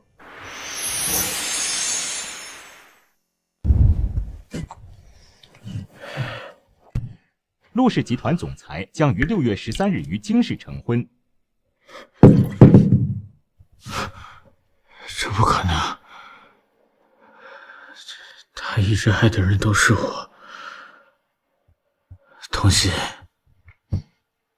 这就是你惩罚我的方式吗？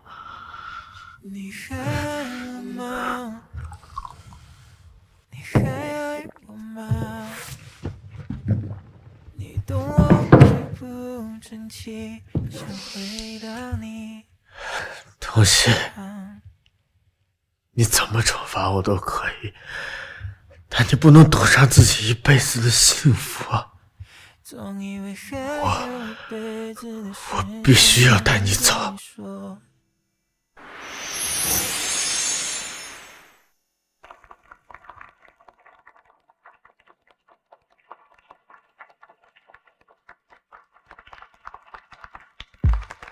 Even if I'm leaving you at the door, even when I know that you're never alone,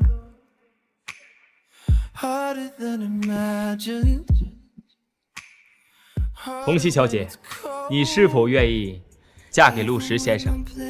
无论贫穷或富有，无论健康或疾病，都愿意陪伴他，直到死亡将你们分开。我不同意。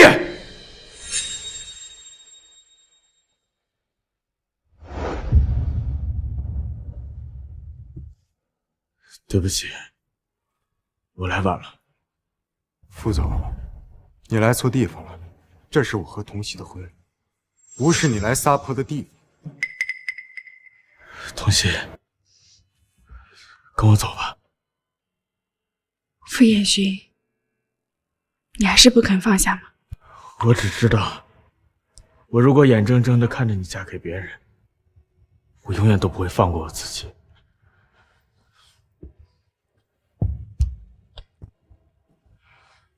童熙，过去的一切，我会百倍千倍的补偿你。我只想和你一起，把6年前未完成的婚礼走完。跟我走吧，好吗？跟我走吧，好吗？你已经爱上了陆石，又何必这样？我不信。你不可能爱上别人，你只是在逃避，因为婉莹的事情惩罚我，也惩罚你自己。你只是始终不相信，我终于放下了过去，向前看了。你不能为了过去的仇恨，牺牲自己的幸福啊！凌晨过12点，熄灯的便利。你不要我的婚戒，那这个。看到，收好我的戒指，就当你们两个答应了。以后你们俩结婚，必须找我当伴娘。我想念我们取暖的咖啡店，想念你肩，我想念那个不太热的夏天，我想念这是婉莹送给我们的礼物。我想念你说过的那种永远，离我有多远？以后我会珍藏它们，作为婉莹的遗物。这2枚我都拿着，只是我不希望你守着它们，也不要困在过去了，好吗？信物你可以藏在箱子里，假装看不见。那天上的星星呢？难道你忘了吗？婉莹还为了我们命名过一颗星星啊！哎，在那里，那颗星星是我送给你们两个的订婚礼物，我已经把它买下了，给它起名叫西徐。它会永远亮着，就相当于你们永恒的爱情。以后无论你们两个在哪，只要抬头就会想起彼此，也会想起我的祝福。婉莹是最爱我的女孩，我相信她在天有灵，也会祝愿我开启新的生活。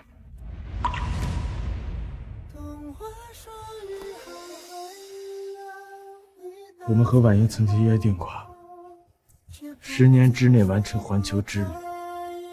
今年刚好是第10年，跟我走吧。我们去一个新的地方重新开始，好吗？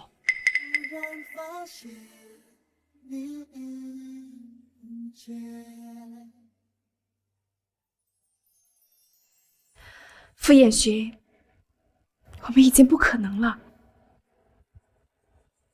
是陆石把我从死神的手里抢了回来，给了我第二次的生命。这一次，我只想为自己而活。这一次，我只想为自己而活。我们过去的那些美好，难道你都忘了吗？我没忘。自从婉莹去世之后，我常常想起过去。也许我所怀念的是那个记忆里你曾经对我毫无保留爱着的少年。你还是不肯原谅我，是不是？你恨我？傅彦勋，我不恨你，只是我没有办法再爱你了。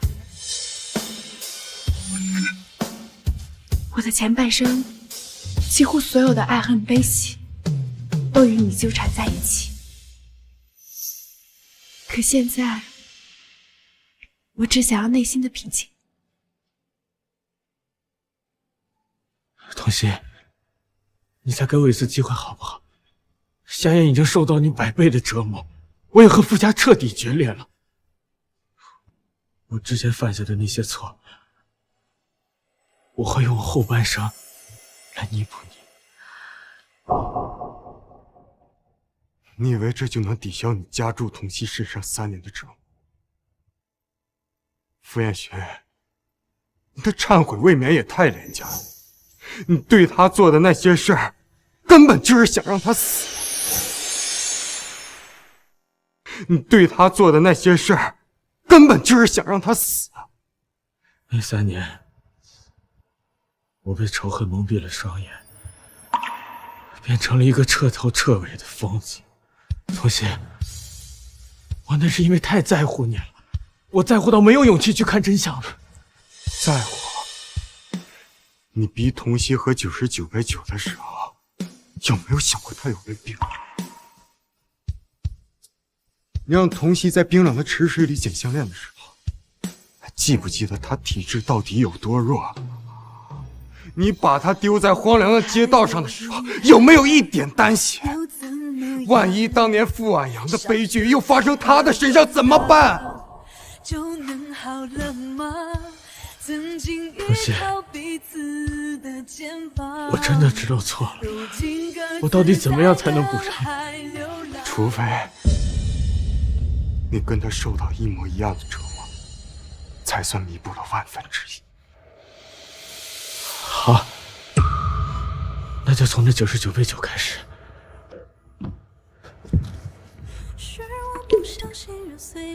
我今天就喝了，给你赔罪。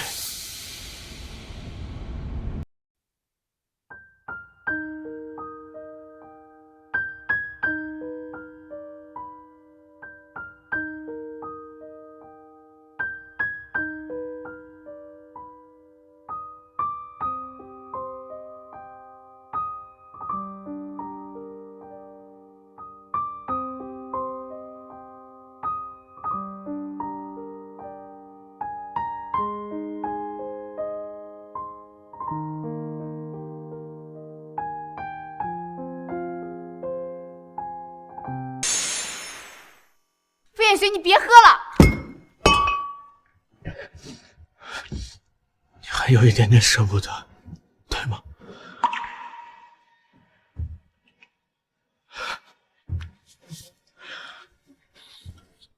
傅彦勋，你这样做只是在利用童熙的同情心而已。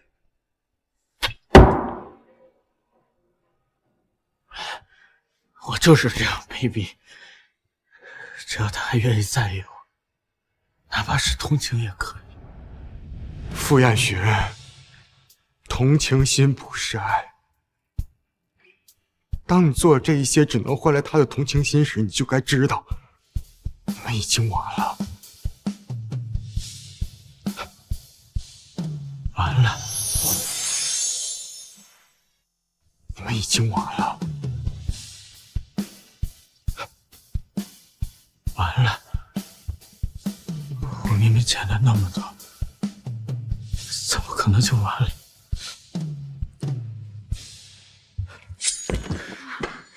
童熙，我欠你3条命，今天我用这3刀还给你。傅彦勋，你疯了吗？不要！这一刀，还你替婉莹挡了一刀。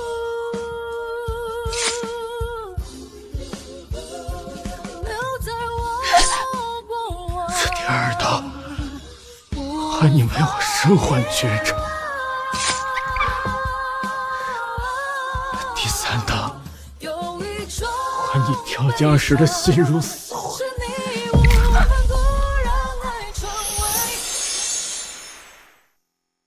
第3刀，还你跳江时的心如死灰。傅彦轩，把刀放下。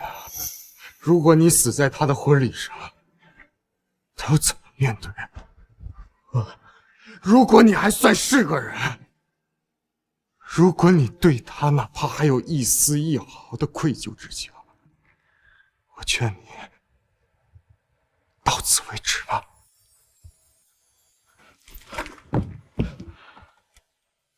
傅彦勋，你为何要这样？因为我恨我自己。如果没有我，你不会受到这么多的折磨。傅彦勋，我不恨你。那3年，我一直留在你身边，承受着这一切，并不全然是为了祈求你的原谅。我是在为婉莹难过，你知道吗？那天我躺在手术台上，快要死掉的时候，我看见婉莹了，我看见婉莹了。她站在我旁边，拉着我的手，越过很宽敞的一条河，直到河水没过腰腹，没过胸口。我从来都没有反抗过，因为我知道他不会伤害我。他埋怨地对我说：“你怎么来这么早？不是说好带着我的那一份好好活下去吗？”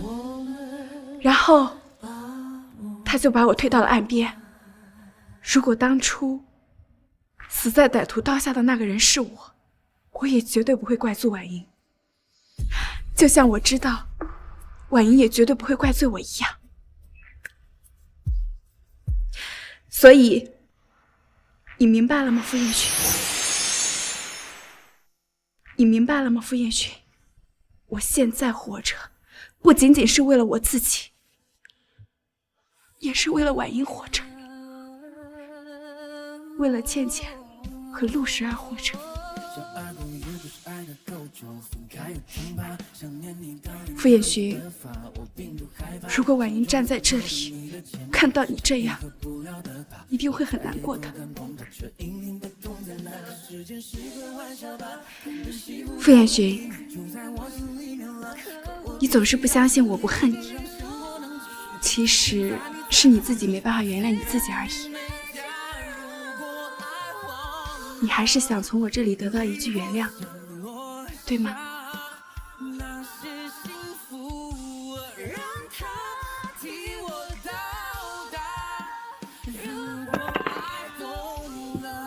听说新娘的捧花可以给接到的人带来好运。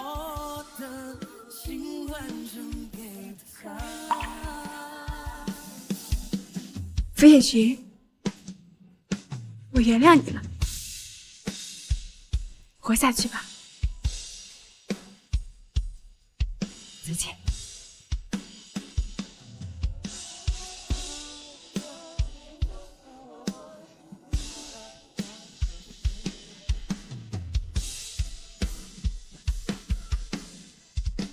童熙，原来没有我，你可以这么幸福。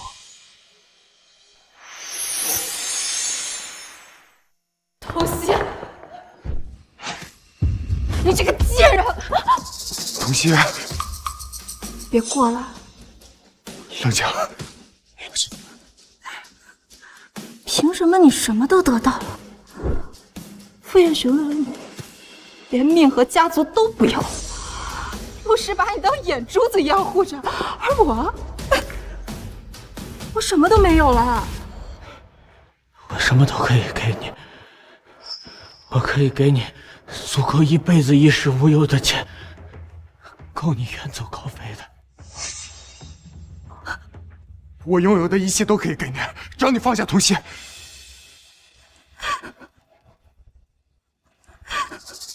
凭什么？凭什么你童曦就活得这么理直气壮，我却只能逃走？凭什么？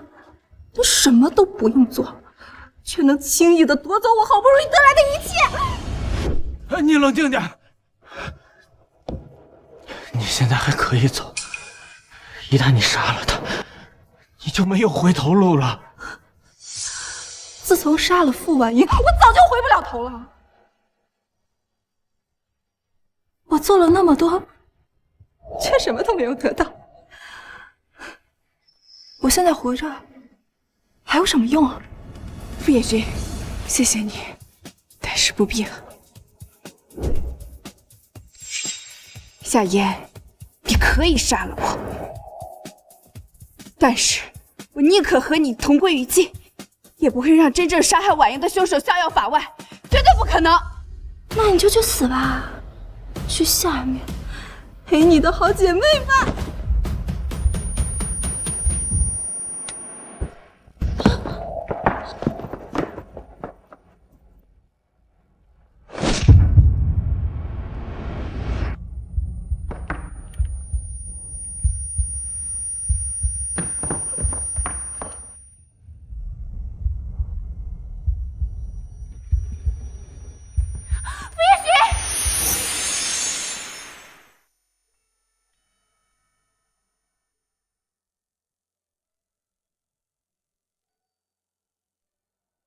你醒了？西西，你没有受伤吧？我没事。夏嫣抓住了吗？夏嫣已经被送去执法局了，她会得到应有的惩罚的。你还愿意来见我，我很开心。我还想见你最后一面。明天我和陆氏就离开了。你要去哪儿？回江城，北城太冷了，我还是更依恋南方温暖的气候。何况这里已经没有我继续留下的理由了。是，你那么怕冷，可我却……都过去了。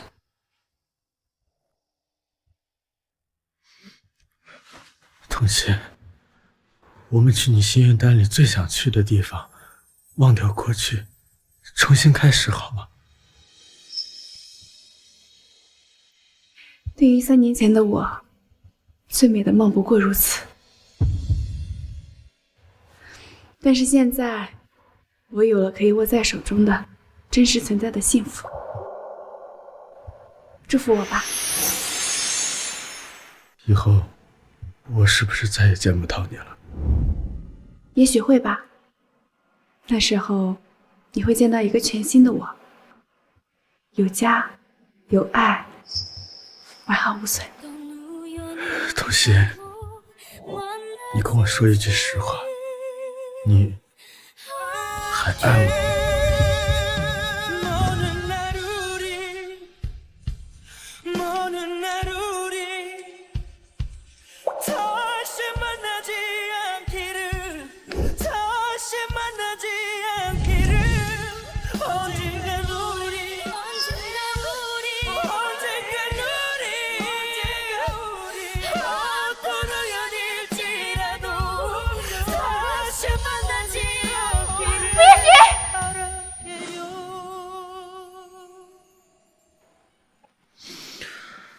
陆氏对你那么好，是我们错了。爱，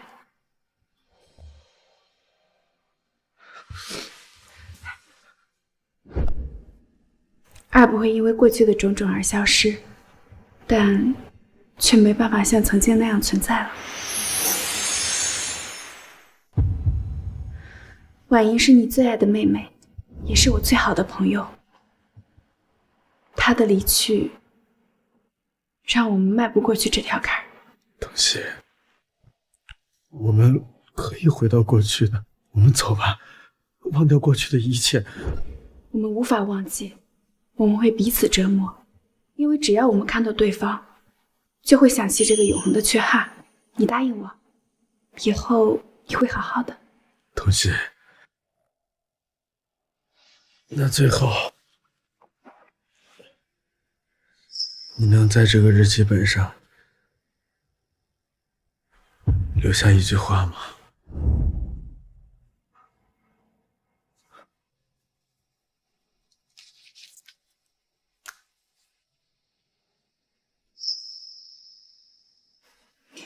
希望傅彦寻平安顺遂，希望我们永不相见。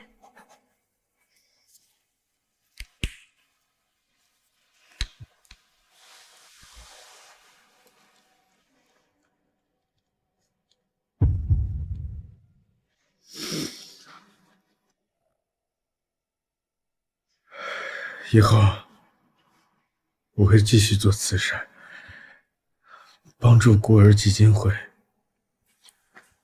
那100座小学，100座图书馆，我会用我的一生去完成。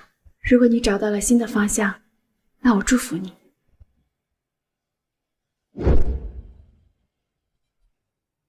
傅彦寻，再见。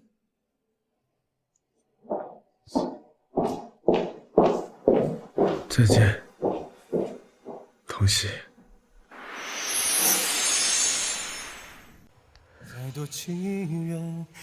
取消全部行程，改为西同慈善基金会的活动。第一站，我要去童熙的家乡，明天启程。还有，联系律师，修改遗嘱。我名下的所有财产由童熙继承，立刻办理，永不更改。傅总，您现在立下这个遗嘱，如果以后有了配偶或者孩子，在法律程序上那是非常麻烦的，甚至不会有了。我这一生不会再爱上任何人了。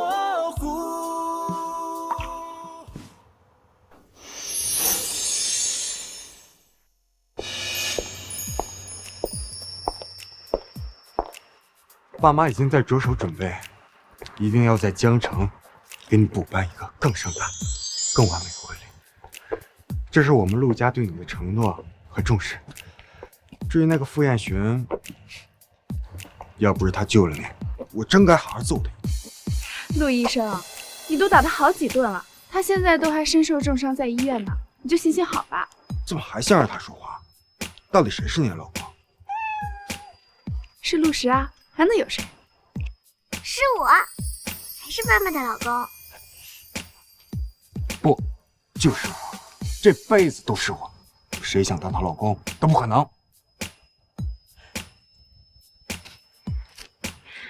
倩倩是妈妈独一无二的小宝贝，那老公呢，可是一个辛苦的职位，还是让舅舅来当吧。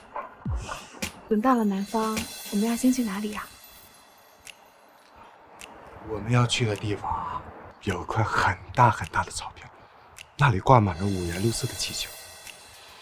我想给你一场独属于我们的婚礼，简单，但是不被任何人打扰。我要做爸爸妈妈的花童。走吧。童熙，